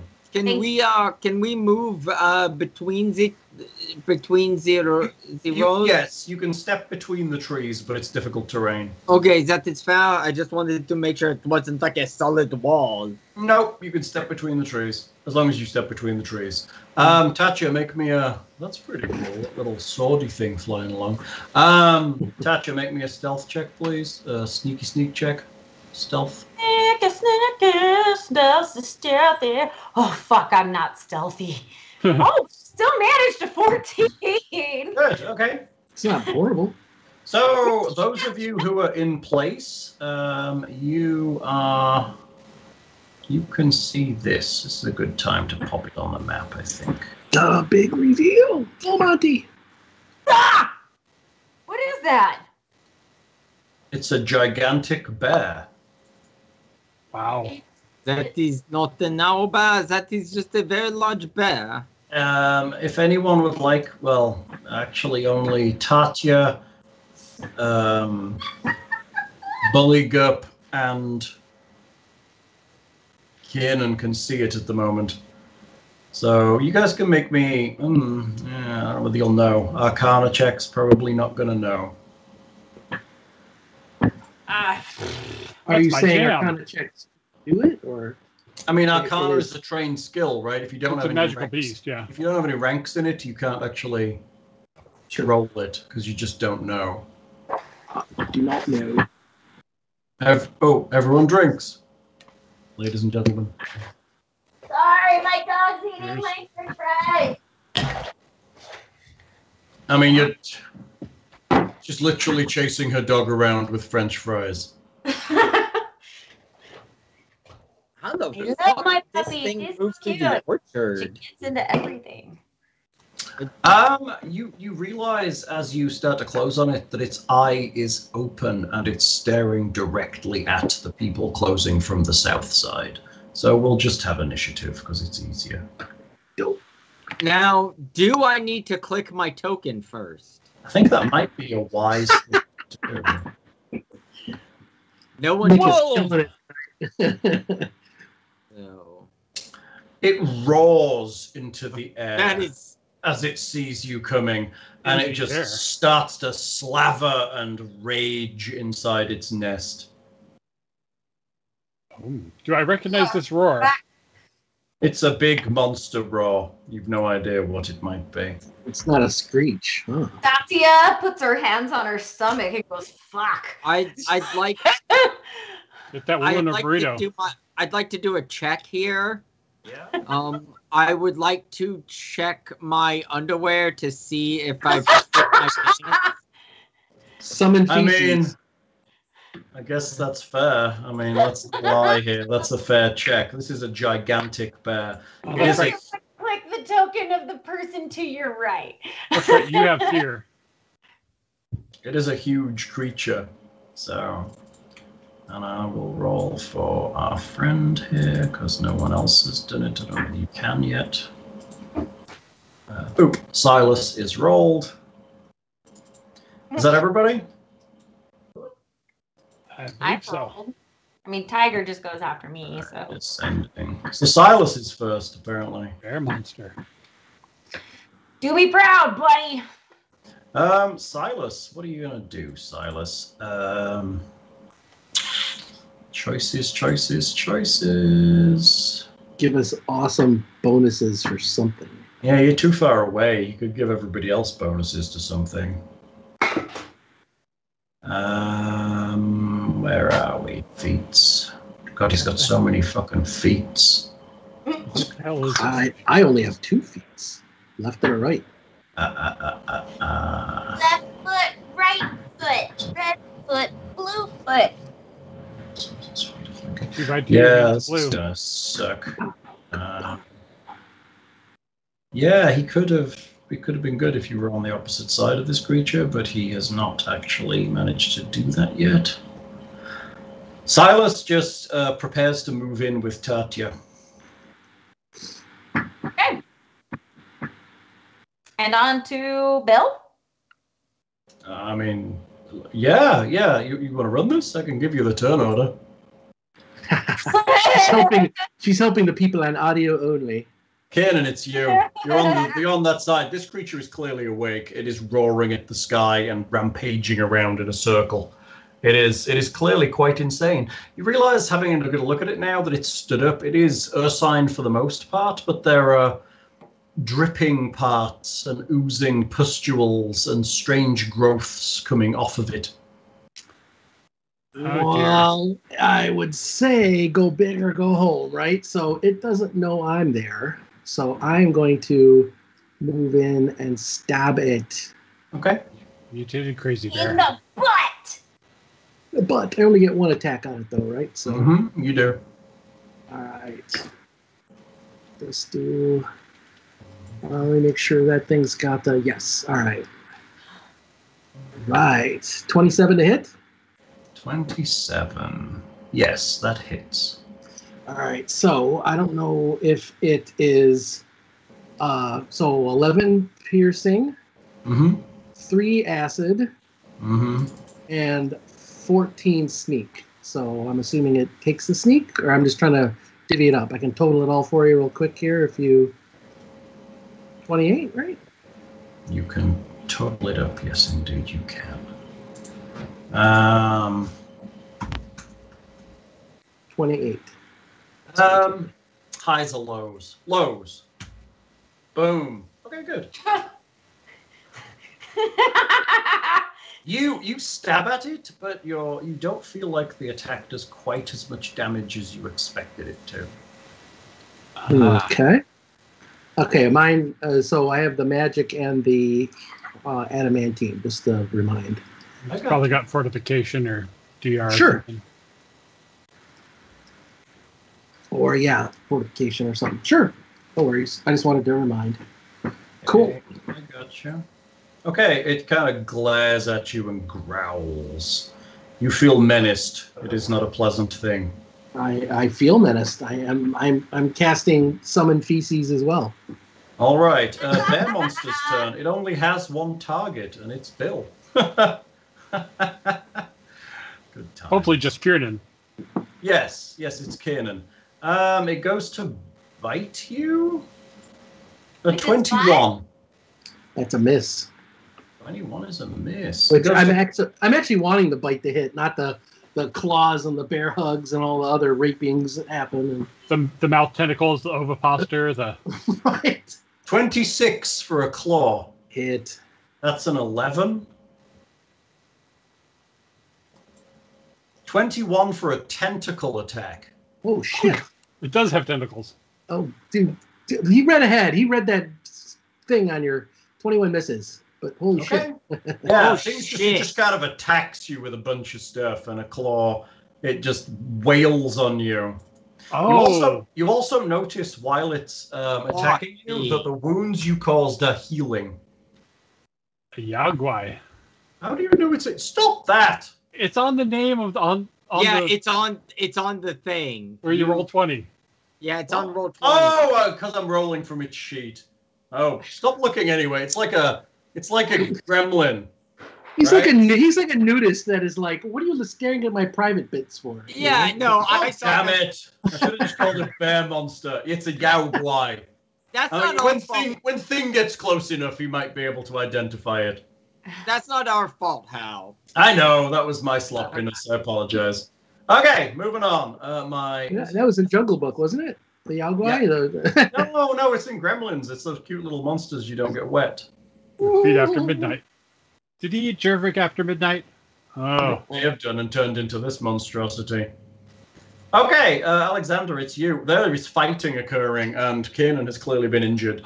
You heard him screaming and going, ah! I will move out past the trees and see if I can see what is causing the There's commotion. a gigantic fucking bear monster right there fighting Kiernan. Can I attempt to identify this gigantic fucking bear monster? You can make a check. 16. That's a bad roll. Yeah, that's not good enough to identify this, I don't think, is it? Probably not. I don't remember what you need to roll, but I think it's too high. Do my compatriots look to be in danger then? I mean, Kiernan is being assaulted by a gigantic bear monster. Everybody else seems to be okay for now. Fracking thing's got tentacles! It does have tentacles. It's lashing her tentacles around on its back. All right. Can I draw a line of sight to it? Sure, you can see it. All right. I guess I will try to lightning bolt it. Are you casting defensively because you're in its area of attack? I am? Oh, crap. It's got a lot of... It's huge. It is huge. It is, 4 squares by 4 squares? Is that huge? Well, and yes, He's 20 feet away. And its reach is obscene. Yes. Crap. I guess I will attempt to cast defensively then. I have to remember how to do that. That makes me happy. To be fair, that's a long reach. You wouldn't have expected it, to be fair. So that is fair. I mean, you come around the corner and there's just a bear monster. You don't expect it to have a reach like that. I was mainly looking to get far enough to get into eyesight of it because I usually need that to cast. Yeah, but then the corner of it is only 10 feet away from him, or 20 feet away from him. Yeah, so that's a concentration check at 15 plus double the spell level. Okay. 21? What are you casting? Lightning bolt, so that'll be a 21 concentration check. You got this. It should be easy for you. You've got a massive, big bunch of things to make this work.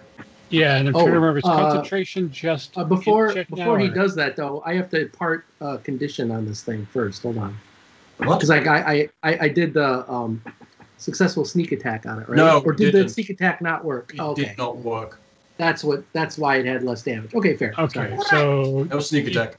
D20 caster level plus ability score. Oh, you got this. You probably got 21 in that already.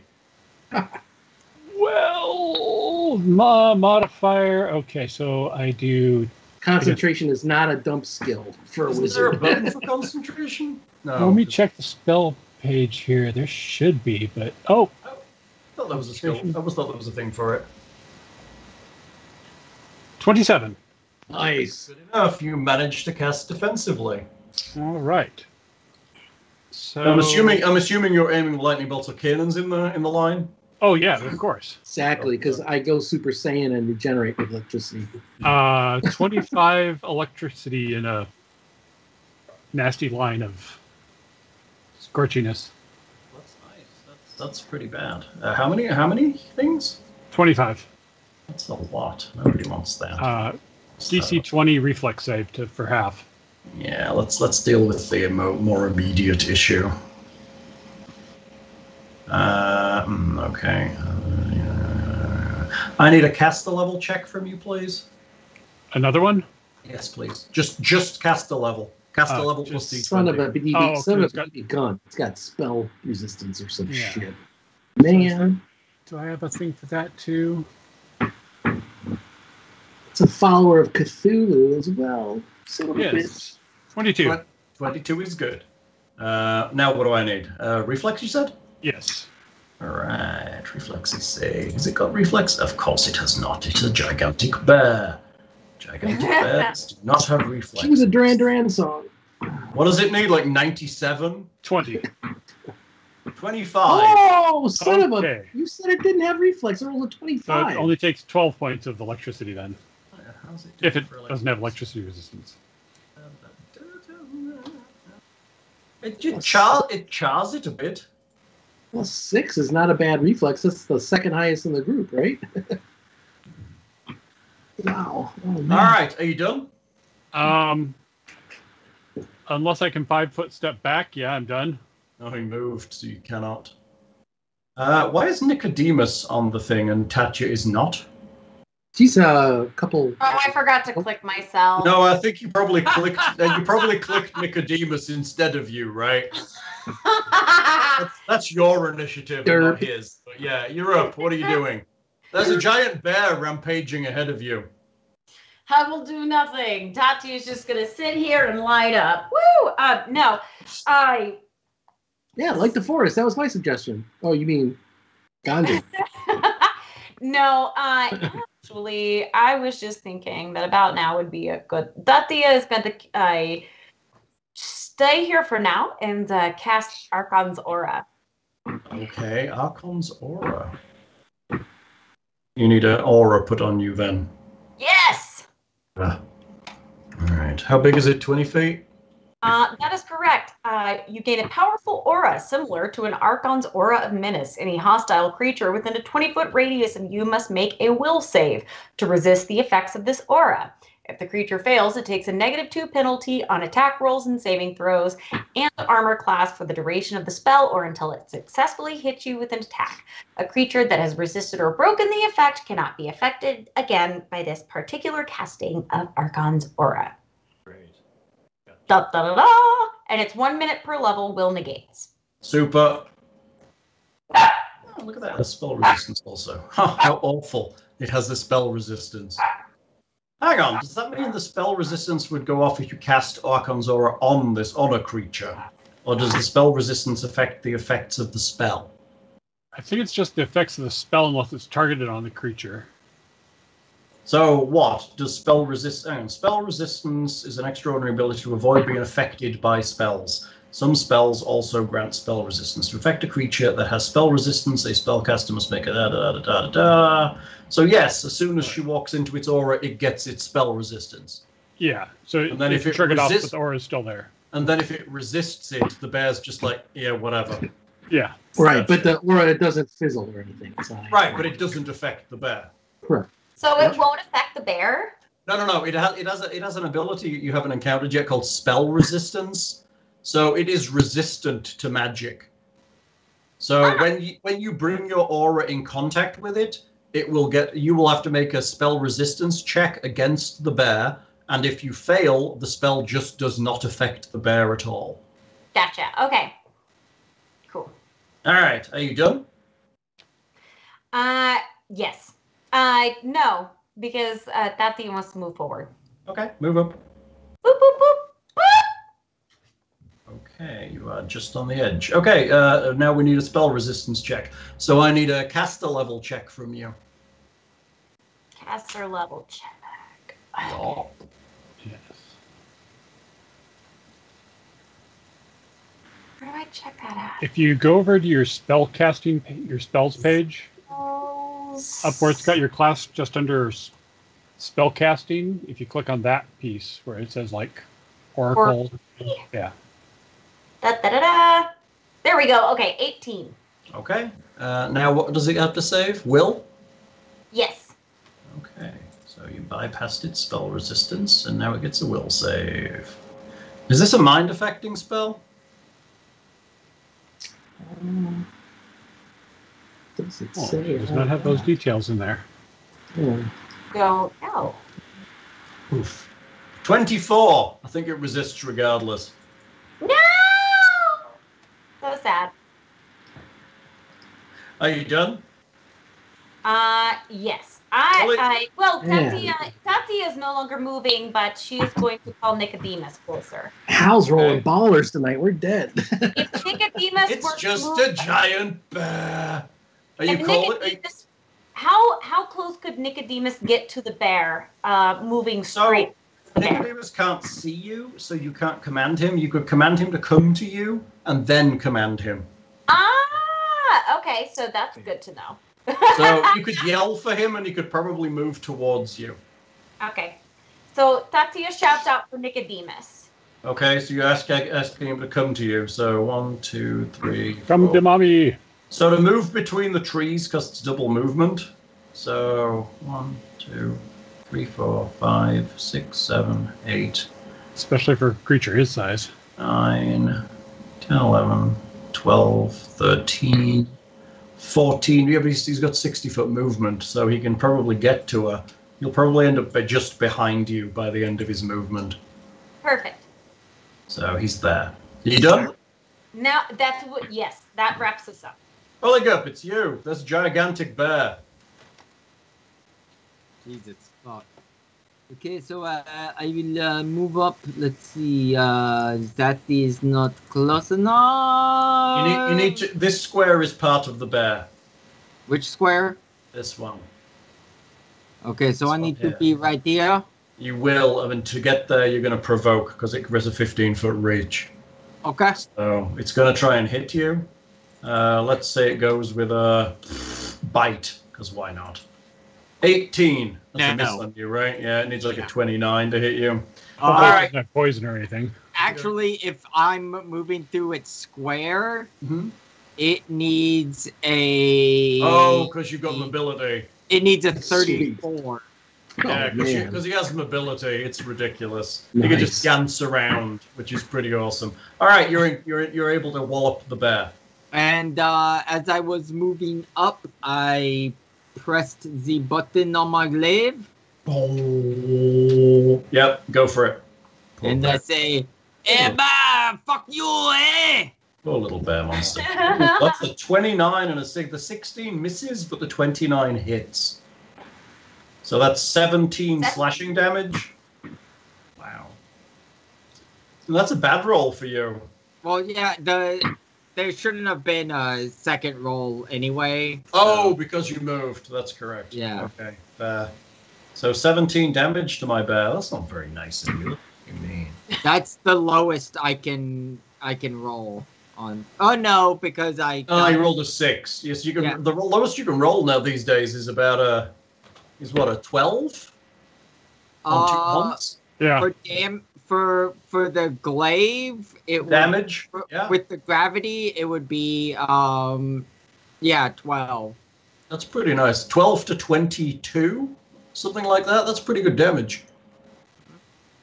Okay, you smack the bear and slice a piece of it off. Your wibbly tentacle kind of crawls around on the ground. All right, are you done? I can't move, correct? Like I can't 5-foot?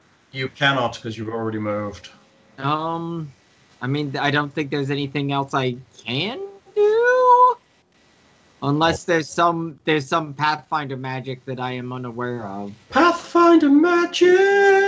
I think you can pee your pants as a free move to make yourself distasteful, but that's enough. Yourself, I'll let you. I mean, you'll pee your loincloth or whatever. I mean, I already did that when we heard the large roar. So not a lot, but just like a little stream at the cloaca.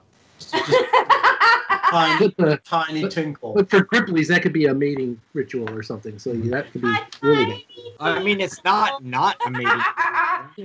What isn't a mating ritual for Buligup? Exactly. Okay, so you're done. Silas. Silas doesn't want to run in on this because he knows it's dangerous. So he's literally gonna step through the trees so he's near Tatia and stay there holding his action.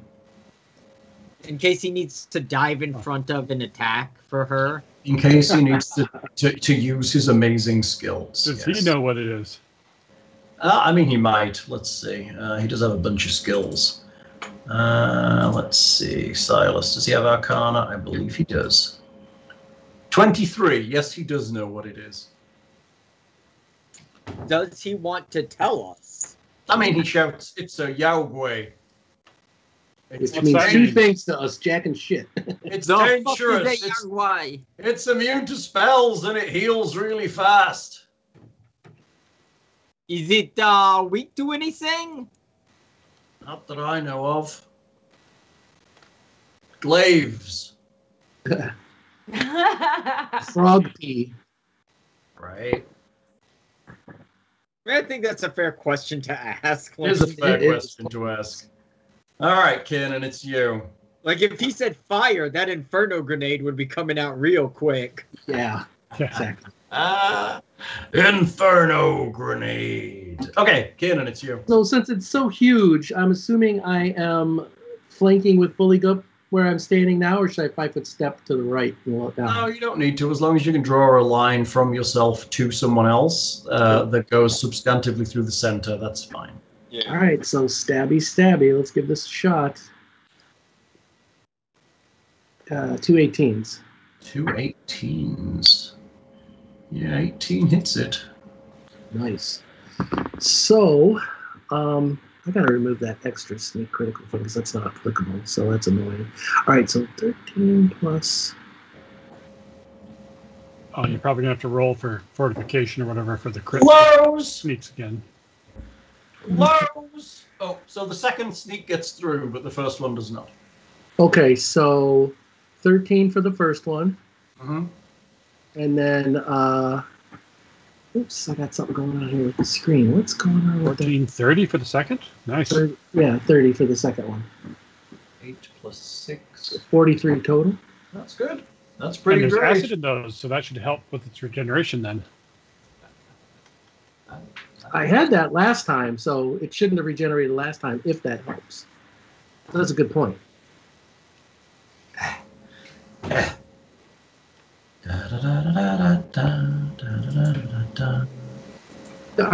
you need to retcon that, Hal?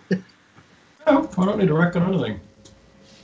So it's still regenerated because of the acid damage, so that doesn't affect it then, huh? It doesn't affect its regenerative ability, I mean? Maybe.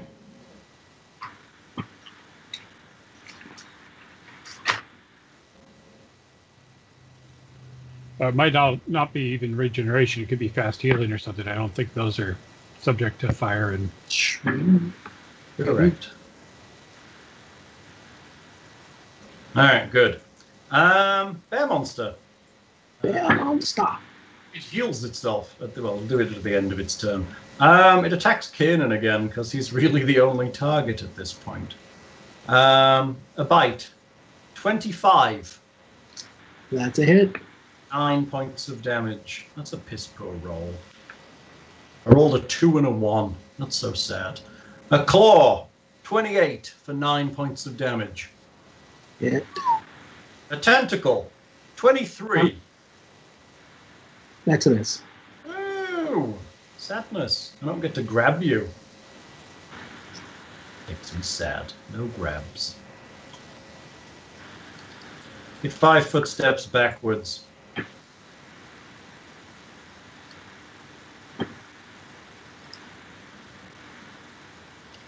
Five-foot just always seems weird on creatures that are that massive. Agreed. It might just be 10 or something. Right, it's just like boom, boom, I mean, boom. does that affect anything?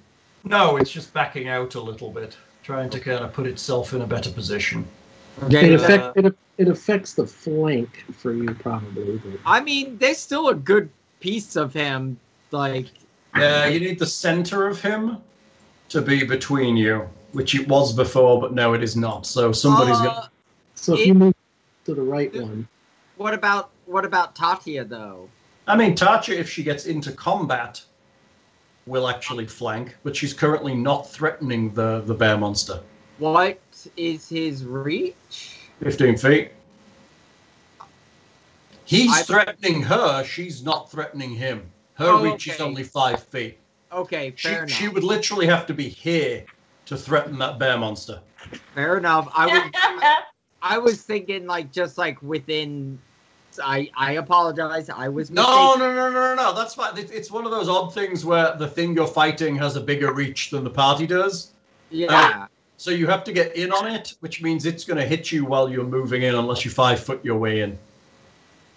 Alexander, it's you. There's a giant bear monster with tentacles. It's going rah. It's been eating Kiernan a bit.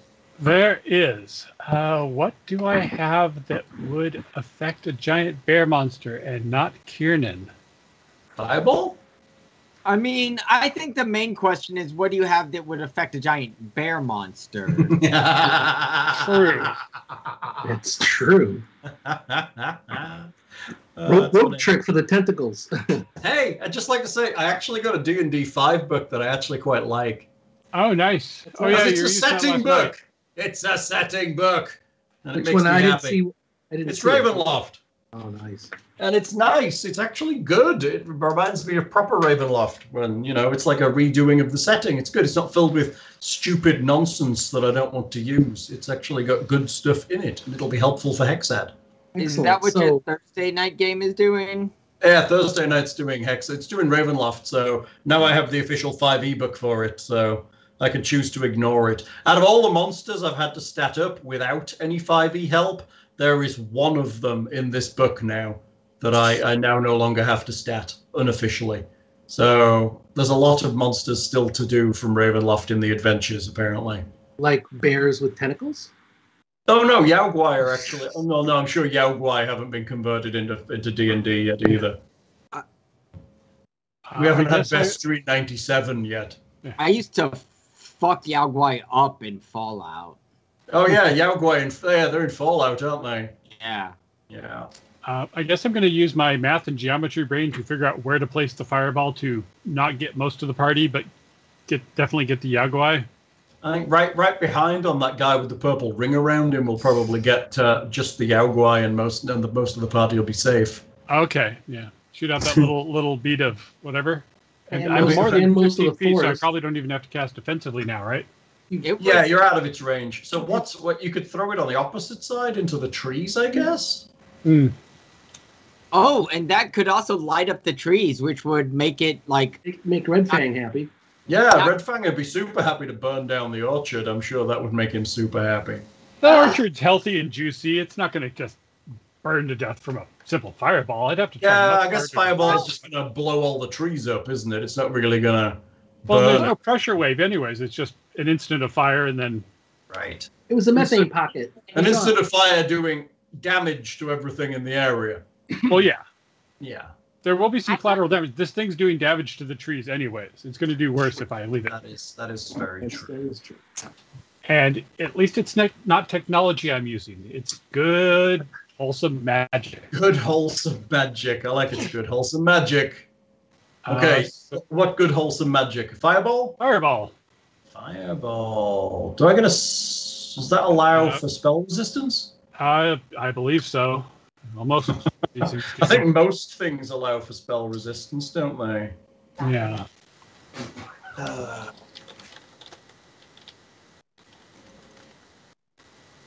Fire the ball.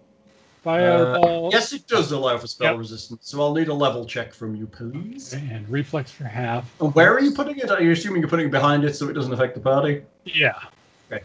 Boom! Fireball goes off. 19 for caster level. Good enough. And I need a reflex save? Yep. Reflex. Which it made handily last time. An 8. Oh. So it takes the full 24 fire. I guess it... Oh, wow. It's not looking so well. That's good, because that was 2 of my bigger spells. Not looking well at all. Are you done? Oh, You should run in with a dagger. I should... I know what I should have done, and now I'm... Never mind. I still could move, but... I like where I am, so I will stay. Okay, you like where you are. Yes, I'm out of its reach, and I can still see it to huck spells at it, so Okay, I got you. I will stay put. Okay, sounds... Maybe crouch down a little bit, so I'm not quite as, tempting of a target. Okay, just hide a little bit. Yes. Hide a wee bit. Okay. All right, then it is Tatia. What are you doing? Except for being muted. Fuck. Okay, so there you go. Now you can hear me. So Still can't hear you. seriously? No, he's joking. I was like, God damn it! I will start shouting louder. I'm gonna get closer and louder. Can you hear me now? Apparently, Bill's deaf now. That's not what masturbation's supposed to do to you. Right? It's supposed to make you go blind, Bill. She done? My ears Okay. actually physically hurt on that, actually. Oh. All right. So Tatia, I was to know if I was to use Moonbeam right now, would that affect Kiernan? No. It's a single target spell. Sweet. Well, hang on. Let me clarify. If you moonbeamed Kiernan, yes, it would affect him. There's a giant bear in the way. Bear thing. There's a giant bear Perfect. monster in the way. I just wanted to make sure there was no way that if I tried to moonbeam this bear that it would hit him. Okay. Until your cool. moonbeam gets powerful enough to burn entirely through the bear, probably not. Okay, That's sweet. That would be really cool. That's more like a laser beam, though. Kamehameha! Okay, so Tatia is going to cast Moonbeam. Okay, you mean use the ability Moonbeam? Oh, yes, use the ability Moonbeam. Oh, so ability might not have spell? It's supernatural. I just checked, so it does not. It's not affected by spell resistance. Nice. Does it get a save from Moonbeam? I don't know. Sure, your ability. It's a fortitude save. All right, I gotta mute. It's so weird how it's a spell and a ability, and they're different ones with the same name. So it's good. Yeah, her ability. Yeah, that's annoying. She's using the ability, supernatural ability of Moonbeam. So it gets a fort save to avoid the blindness. 22, which I believe is a pass. Maybe. Probably. I don't know. She's got some big boosts on charisma. She does. But I don't think it's enough to get it to 22 for a spell DC at this level. Right. Okay, 22 is against my what? It's against it being blind. It's against your spell DC. Nice. Oh no, it's not for Moonbeam, is it? Moonbeam is specific. Because does that count as the highest level spell, or yeah? No. There's Oracle's abilities run off of charisma and nonsense. Hold on. Yeah. The DCs for them are specific, but it's not going to be 22. I can tell you that now.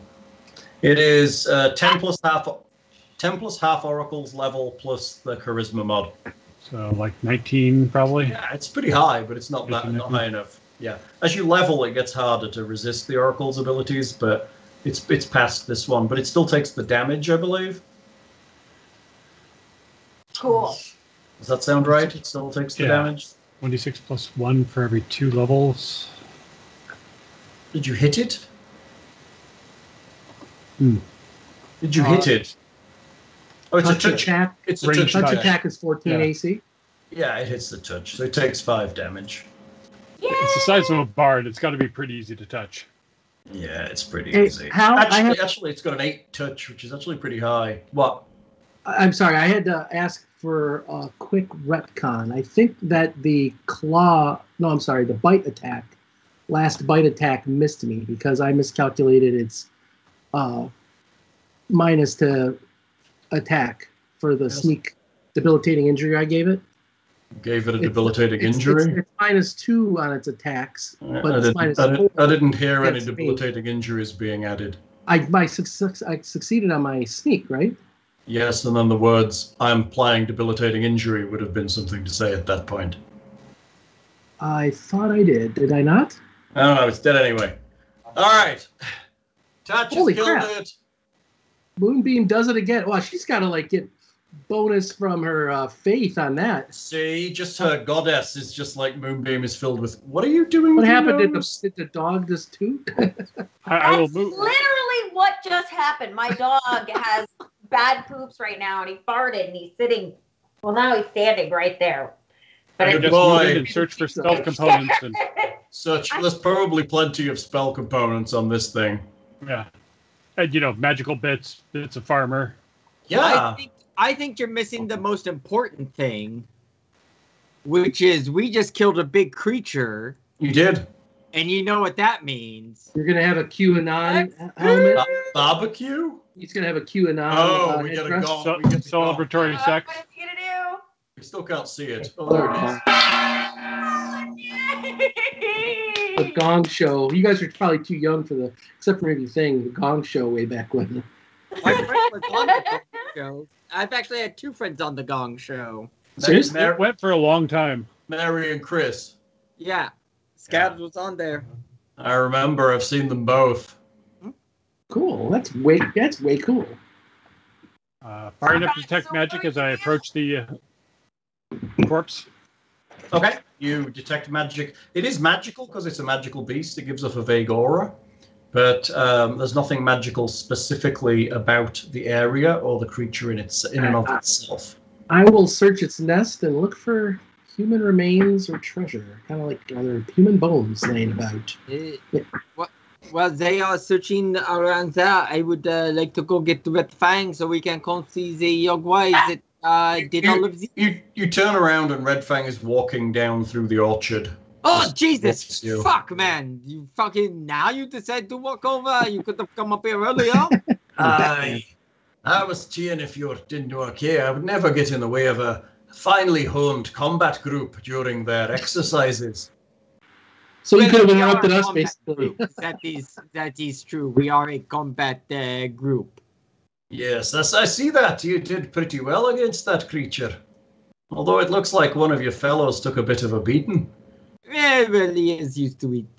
You know, traditionally what I would do with something like this is start really far away and use ranged magic or ranged attacks to wear it down. Make it angry, make it run at you, and then you kill it before it gets there. I mean, I didn't take any hits, so half the orchard. We wanted to preserve the integrity of your orchard so that we did not ruin any more of their food. That is good. I do appreciate that. Although poor Javrik appears to have had the short end of this monster. Well, I mean, you did wait 5 days to check on him.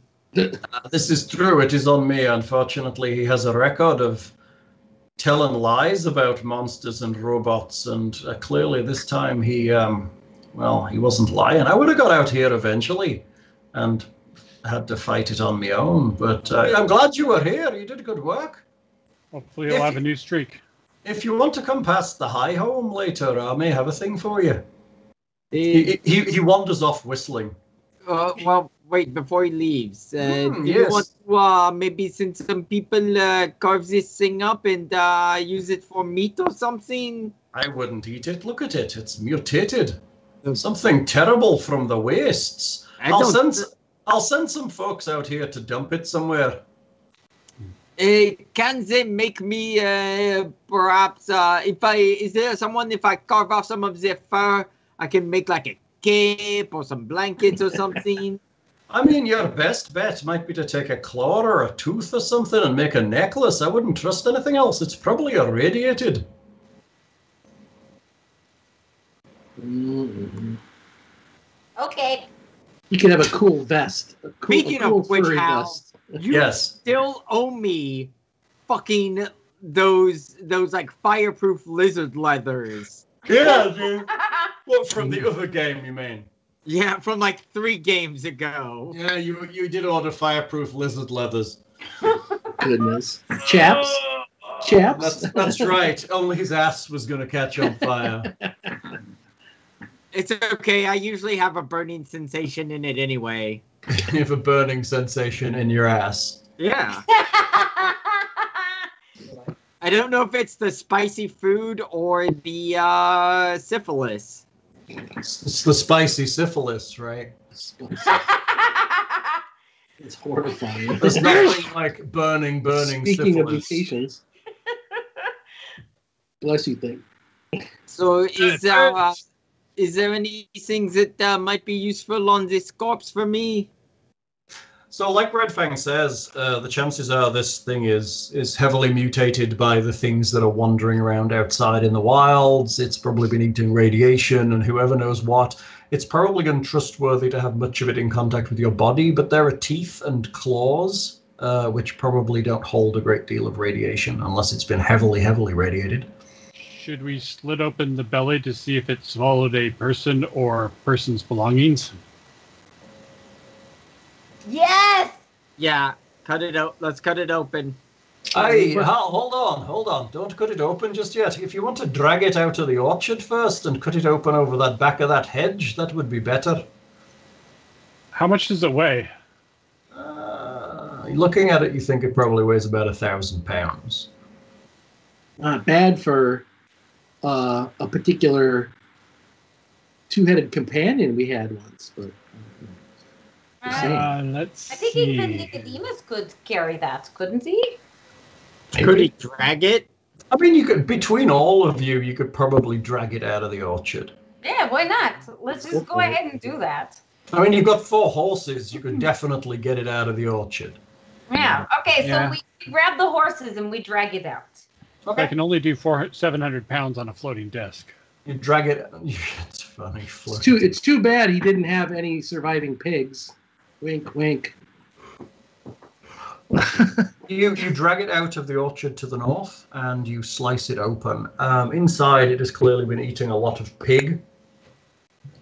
There are some pieces of tree, pieces of barn, and somewhere in and amongst its terrible innards, you find pieces of clothing and an old boot. Do we recognize the owner of the boot?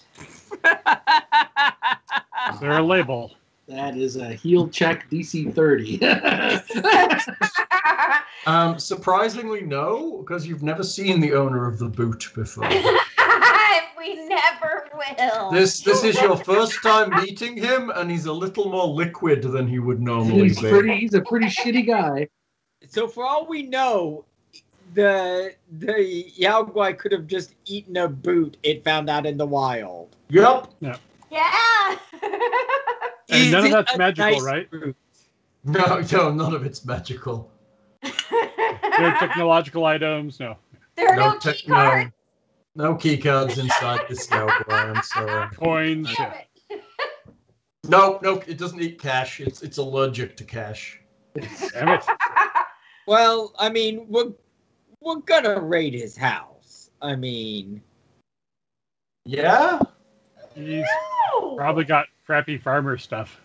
He does have crappy farmer stuff. I want all his farmer's pants.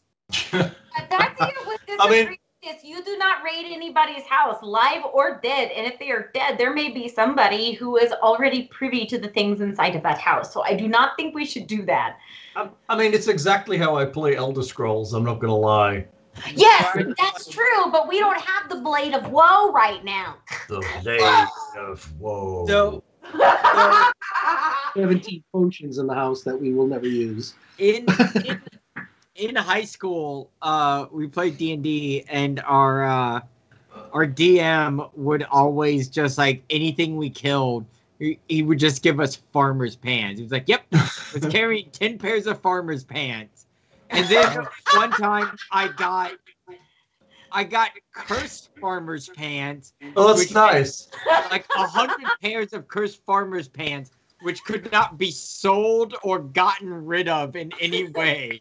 I just had to carry around 100. Did you force small peasant children to wear them? Dude, our games were so fucked up. I'm guessing you were drinking at that point. No, it was just like, I mean, there wasn't as much. Maybe that's what started the drinking. Maybe. I mean, especially like there wasn't as much like knowledge about how to properly play Dungeons and Dragons. Right. So I mean, there's no real proper way. I've Yeah. played some ridiculous shit in my time. You just... Was Yeah.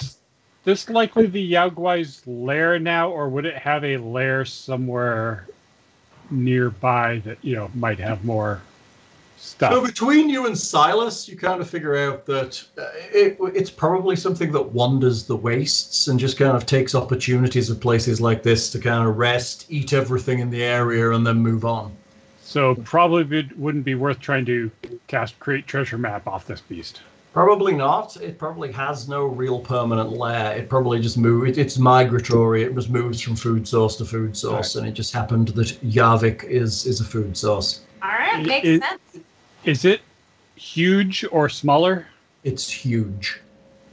I would like to spontaneously cast a spell upon it then. What are you casting upon the huge creature? Decomposed Corpse. What? You're making its corpse decompose. Fertilizer. Just so there's a skeleton left? Is that the purpose of this spell? Yeah. All the flesh of the corpse rapidly decomposes and leaves behind a Oh, he wants to make sure it doesn't like regenerate back from the dead, or The thing just somebody makes it a zombie. Oh, thing froze a second. You froze there, dude. Oh. Sorry. Yes, just to leave a clean skeleton and then, less flesh and stuff for people to have to bury and whatnot. Well, that's good. That's nice. Okay, the body of the Yaogwai just rots away before your eyes. You've been itching to try some horrible necromantic nonsense, haven't you? Yeah. But it's not evil necromancy. No, it's just the flesh-destroying necromancy. And it is one of the spells that's on both the druid and wizard list, so I actually get a +1 caster level if that actually mattered to this spell. There's a wizard.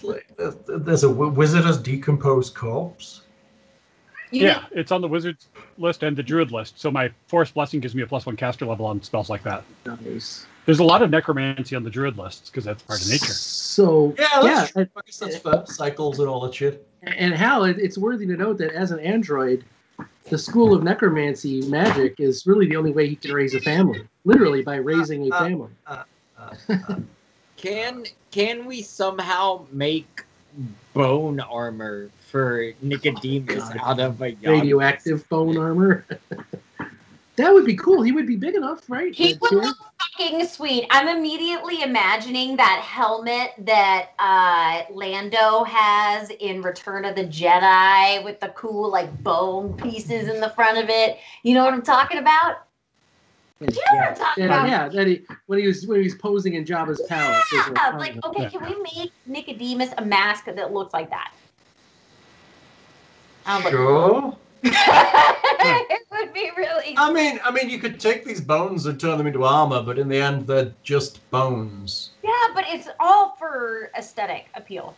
That's it. So what I'm hearing is you want to cover him in bones, so when I hit him really hard, they're driven into his flesh and murder him. That is the meanest thing I've ever heard. Why would you do that? You're a mean bonus to intimidation. Yeah, I'm just going to say bone armor is probably not a good... Just like glass armor, it's not a great idea. Just cool helmet. Sure.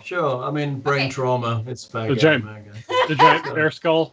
Blind him a bit. Well, I mean, Buligup helmets are pretty thick, actually. Practical. Yeah, I mean, you could put a Yaogwai skull on. You could definitely make something, but you would probably want to back it on some padding or something like that if you were going to make armor. He does actually have barding, doesn't he? Doesn't he have armor training of some kind? Yes, but I was just being silly because I thought the helmet would look cool. But you've not bought him any. Have you bought him armor? Did you buy him armor? So I don't think she did yet because I've been doing mage armor on him. Correctamundo. Yeah, So we're doing. You might want to look to buy him armor and use that feat then at least a little bit. Is it a light he's got, I assume? Yeah, you just got it. Are you asking me or did you answer that? I'm asking you. I think, is it light armor proficiency he has? Yes. So then you could make him some leathered armor that you could adorn some bones to if you wanted to. Make it studded leather armor with bones. Yeah, you could stud it with bones. That makes more sense than putting bones on him that I can drive through his soft innards. Why? Why do you keep talking about killing my cat? I'm just gonna share this in the Twitch chat. I mean, what are you sharing to the Twitch chat? Do I want to click on this? Like 900-year-old suit of bone armor. Yeah. Do we want to click on that? Probably not. I mean, just like you can make armor out of bone. Like you can make armor out of bone. It would also, I mean, against like any sort of blunt object attack, it might not be the best. Right. Like especially. Well, I mean, if you look there, it's actually backed on pretty thick leather or hide. Mm-hmm. So he's wearing something under it that would. Probably so the hard bone is for turning things like blades and arrows, and then the rest of it is for when you hit him with something hard, it blunts the impact a bit. Yeah. I mean, you could do that. That's fair game. Right. And if you did it out of just teeth, it would be very disturbing. Right? Especially if they were his own. Well, yeah. Or anybody else's, really. I mean, because that's a lot of teeth to collect. Right. Yet another use for a pet troll. Right. Well, that's why you need growing teeth for your armor. Right. Well, you need to crossbreed trolls and sharks so they continuously grow teeth. Yeah. That's horrifying. It is horrifying. Let's not do the shark and thingy crossover. Sharknado troll. All right, what are you doing? Air elemental. I just found an article that says why Boob plate armor would actually kill you. What? Are we talking about like the little discs across your nipples kind of armor? Like the booby discs. Yeah. So, like armor like that, where they have like where it's like the breasts are out more, are actually worse because armor is generally designed to like Slide the blade. Yeah, like it's supposed to come off. So, like if it's right here, it's just gonna stick in there. Just like anything sticking up on your helmet just gives leverage for breaking your neck. Yeah. Mm-hmm. Take that, Krauts. I mean, that 3-foot spike on top of their heads they use for headbutting their enemies and killing them stone dead. Well, it's for people so they wouldn't dive into trenches too. No, it's for playing that game with the rings, right? Oh yeah, Hold on, I got something for this. You gotta get him a ring toss now. It's just like posting links at this point. So we did good. We probably don't need to loot the farm because there's nothing probably too lootable here. And then Also, Tatia just typically disagrees with looting a recently dead man's home. yeah, he wasn't a monster theoretically. Yeah. Theoretically, he was just a scared old guy. Should we try and like close up his door so that roving people don't loot the farm? You can do that. You close up the various gates and doors. We have some caution tape. Or do we live here now and claim it as our own? We have Arnold Ziffel walking around and I could try and use make hole to fix it up a little. I mean, there's quite a few holes in it already. Well, without doing that, let's just ask Red Fang where he prefers for us to move next. I would say you wanted to live in the High Home. That's where visitors would normally stay. All right. Well, then it seems like we should listen to our friend the Red Fang here. It seems disrespectful to move in this quickly if the town doesn't really trust us. So Yeah, I wouldn't live here if I were you. Nobody's going to sell you anything because you're visitors. We'll feed you while you're here, but don't move in. You ain't been here the requested time yet. Mr. Red Fang. Mr. Fang? Yes. I take it you know Mr. Fang. I take it you know quite a bit about us since you were able to identify us and have heard of our exploits. You probably know general descriptions of our abilities and various racial types and whatnot. I've heard tales of you. So is my disguising myself unwise, or will that actually... I mean, it's magical, so it's fine. Nobody really pays much attention to the outside world except for me and a few members of the council, so you're probably all right. In fact, some may consider it respectful to our ways. I did mostly do it to not try and upset your peoples. I understand, and it is didn't like to mention it, but I do appreciate it. Some of our folks will not like the idea of a, well, we say not 100% organic life form wandering around inside the town. But I have dealt with androids in the past, and I found your people to be, in general, no worse than anyone else. Excellent, so I'll keep the hat on. I would recommend it, and I do appreciate it. There's several people who would stone you just as soon as see you. What the hell is that glow-in-the-dark ring toss butt plug? Really? I feel like you answered your own question. Oh my God. Etsy. thank you. Is it on it? Oh my God. Censored. Why is it censored? How am I supposed to know if I want to buy it? Well, you can click over in the pictures. Oh, it's just the first one. Really?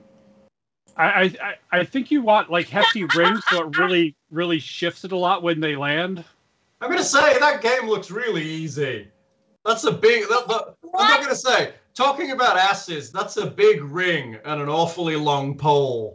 Well, yeah, but I mean, does the person have to be standing on their head so that because the orientation of that pole is going to be...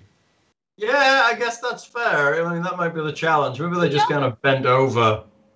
Do y'all see the description? Glow in the dark ring toss butt plug, a mature game for bachelor and bachelorette parties. Duh. Family reunions, birthdays, and church fundraisers. Oh my god. That's hilarious. Depending on the church, perhaps. Ooh, what kind of family reunions do you have? Hold on. As a minister, That's true. say this is okay for church functions. I agree, but I would also take it to a Baptist church because I'm a horrible person. What about the tug of war variety? And here I thought you were gonna leave off the able person part. Ooh, it's Oh only my god, there's some $3. awful shit on this site. There's a corn dog butt plug that looks like a corn dog. my god. There's a hummingbird feeder butt plug. I've Really? there is no God in my God. What in the nine hells? Thanks, Nick. Appreciate it. You're welcome. Al, this is a reminder. Don't forget to dump that browser history, man. All right? Hey, I'm sure there's worse. That's pretty great. Oh, You I just- love Oh, one of these. next- This is fun. time to head back to the high home. Okay, you head back to the high home with Red Fang. As you get there, he kind of rummages around in a Heal box. Kiernan at all? Do what? Did we heal Kiernan at all before we? He'll heal naturally. It'll be I'm fine. not that bashed up. Okay. How bashed up are you? How Down bashed up 20. is it? 32 out of 52? Or wait, 32 out of 52. Yeah, you're down 20. I mean, if we get assaulted No by scratch. giant ladies that grow with Bane formula and they'll count again, I don't know. This time, just go with the nice lady. Don't cause a fuss. Exactly. Right, next time go with the nice lady. That's right. Shh, just let it happen. Right, just quiet now. Okay, you return to the high home with Red Fang. When he's there, he wanders to the back behind the chairs where the council would sit, and he rummages in a box. Then he comes out with what looks like a cloak. Oh. Here, you can have this as thanks for dealing with Jevik's problem. Can I attempt to identify it? Hey, who is I'm going to give he an hand it honorable to? thank Hang on, 3 people talking, one at a time. Who did he hand it to? He hasn't handed it to anyone, he's just got it out of a box. Okay, so Tatia responds by saying, "Thank you very much. This is very generous." Yes, I think so. It is a piece of our people's faith, I suppose. It is an item of old Deadeye. Thank you. Ah. Deadeye Aristil. Aye. That Aristil. makes the Deadeye Council a little less creepy and more Formative. formative. Did you just log that one in your head? Bing! Light bulb. That's fine. Religion isn't my specialty. Aye. So it is a thick shawl of cool muslin, and the outside is decorated with a flame-like rune on the back. It is a shawl. Aye, this is a hearth mantle. It is particularly favoured by those who worship it still. Thank you I very think- much. Thing's video froze in a very... That is the best picture of Thing right there. You looked like a giant beaver for a moment. It looked like he was doing the tug of war with those plugs. Who's not the tea? So, this is a hearth mantle. Who would like it? Hold on, Wit's dying right now. We have to wait I till... know, I see. It's good. She's corpsing a lot tonight. Clearly she needed a chuckle. The meds kicked in, apparently. I already have a cloak, so I think that's probably taking the same slot. So, a half mantle is you get a +2 competency bonus against fire-based effects, and the mantle itself is immune to fire damage. And once per day, the wearer can cause the leather exterior of the mantle to smolder for 1 minute. While smoldering, the hearth mantle sheds light as a torch. If the wearer takes a full round action to carefully spread the hearth mantle on the ground with its exterior facing up, a campfire ignites on the mantle's fire rune. The campfire burns for 8 hours, requiring no fuel. Any creature that sleeps within 20 feet of the mantle for a full duration of the campfire recovers a number of hit points equal to twice its character level, as if it had undergone complete bed rest for a full 24 hours. The campfire is automatically extinguished if the hearth mantle is picked up, but can also be extinguished through normal means. Nice. Good healing and fire protection for whoever I might be fireballing on top of. Who doesn't have a cloak? It's a neck slot item, technically. Cloaks neck slot items? No, cloak is shoulders. Neck would be Amulets. amulet. Technically, it's a neck slot item. Apparently, it's a slot neck. I've got an amulet of natural armor, so. I do as well. I don't think I have anything around my neck. I have a cloak of resistance, but if that's not neck, then... No, apparently cloaks... Nope. Cloaks not neck slot items? That's interesting. No, they're shoulder, I believe. I didn't think shoulder was a slot, but that's cool. Checking! Slot. Where are you? Why don't you say slot? God damn you. It keeps autocorrecting the slot. Shoulders. Yeah. What? He's a slot. Slot shoulders for cloaks. Where's that at? Where did I see that? If you look at like Cloak of Resistance, it's at the top. It just says Cloak of Resistance, Aura, Faint Oh, slot, shoulders. You're right. Yeah. So yes, technically you can wear the mantle over a cloak. Nice. Over or under? Well, you're giving up your neck slot, and there's quite a lot of powerful neck slot items. A lot of amulets are pretty powerful. Seems like things having... So we're dropping some frames as well. Oh, let me kill some background stuff in case. Are you downloading pornography again? Yeah, it might be late enough that Steam or something decided to do up. Tatia, do you want this sauce mantle? I'm sorry. Could you say that again? Would you like this horse mantle to what? Is good against fire. I mean, I have quite a bit of armor on, but I mean, I guess.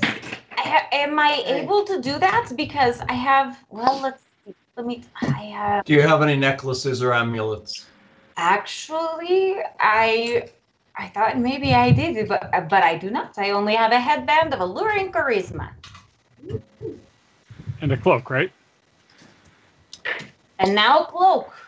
No, this is a mantle, not a cloak. This is a neck slot item, not a shoulder item. Oh, well then a mantle. But why are you talking about a cloak? I thought you had one. Do I?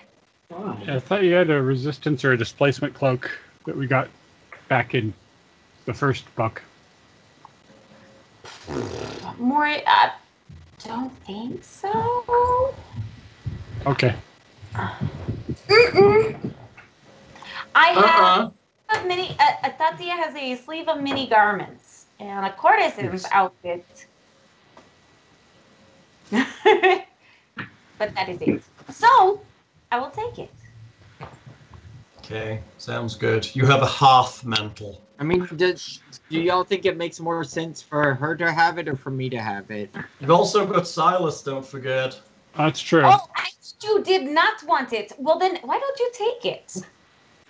No, I'm asking who it makes most sense to wear it. I mean, yeah. I mean, from the fire resistance, you're more likely to be fighting something up close. Well, you both fight up close, so either one of you is likely to be under a fireball if I have to do it. But I'm also able to fight better with range, I guess, because I still technically I could throw my star knife, even though it's not my strongest. And then I could also use things like moonbeam. So I am okay not taking it. The fire aspect is very handy for party healing, at least. I mean, it's just plus two competence bonus on saving throws versus fire isn't that great. But the actual, its biggest ability is its ability to heal the party when you rest. Yeah, that's kind of why I went with But no one needs to wear it to get that. There's a torch for a minute.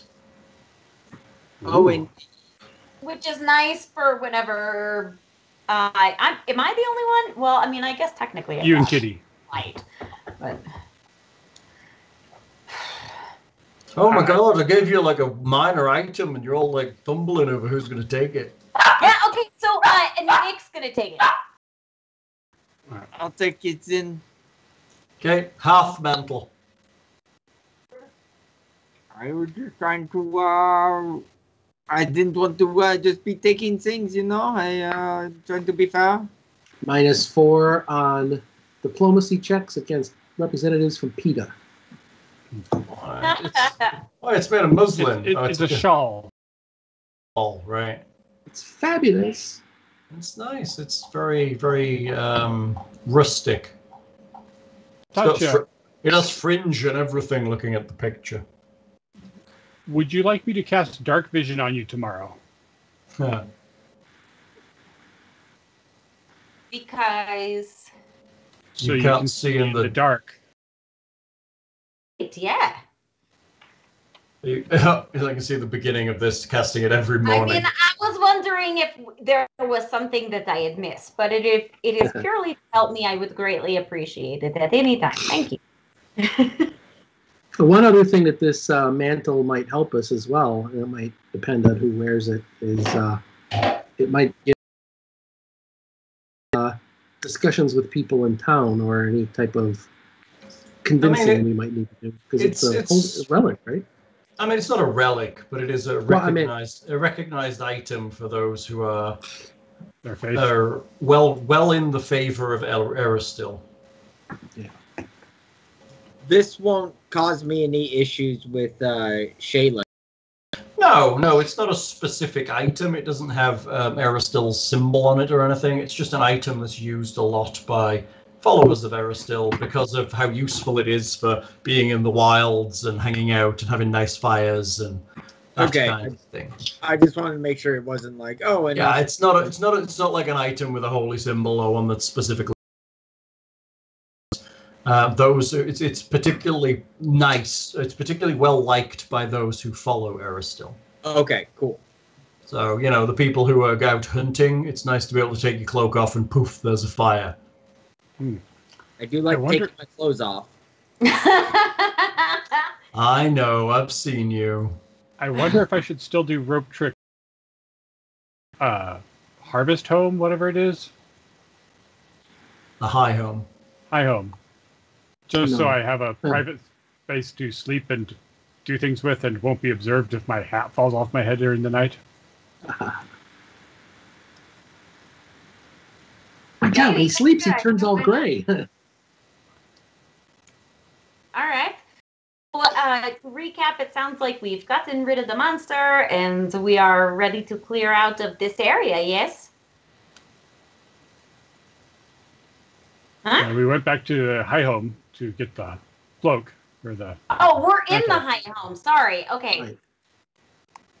I'm an idiot. Yes, we're in the high home. I thought we were still. And they were like, here's a jacket. Right. And before you get sent. Okay. Before you get settled into the next portion of speaking to Red Fang again and determining what to do next, I think that's a good point to break. All right, let's do it. All right. Thank you all for watching. Is there any healing we want to do for the rest, or are you talking about this is still... I mean, you can rest for the evening, as far as I'm concerned. I mean, it is getting on towards that point. XP. Oh, you want experience? Okay. I was asking for healing first. Exactly. Before we divvy up the XP, Tatia is going to cast Cure All the Wounds. I mean, ultimately, if you actually just put that cloak down and you sleep, what level are you? 7 now? Yeah. You'll get 14 hit points back, which is There a you lot. But then you can also cast healing magic because you're staying here for a bit, I assume. You got another 6. Thanks. Thank you. All right. So the chant. She can resume the chant. XP. Okay, so one Yao Guai, challenge rating 7, 3,200 experience. Yay, points. That's it. Ooh. So where are we at? And we just take that by 4. Yeah, So I think it's only 800 4. each. Yeah, that's pretty good. Oh, I'm sorry. How much was it? I wasn't paying attention. 800 each. 800 each. So what are we at right now? 34,179. 38,804. That's 2 just very different numbers, right? I have 30. I have 38,804. I have that as well. Yep. Okay, so I was way off. So, oh no, I meant like what our old number was, but yeah. That would have been wrong. 38,004.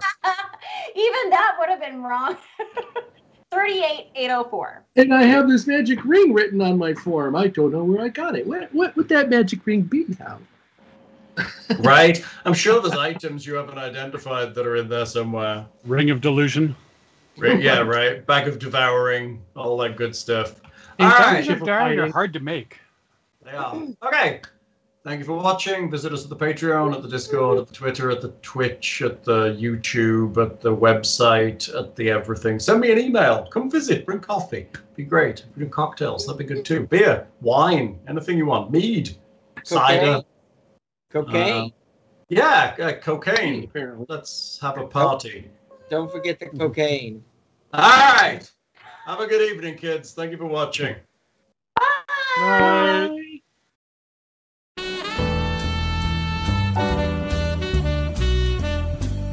You're listening to the smooth sound of RPGMP3.com. Dungeon On.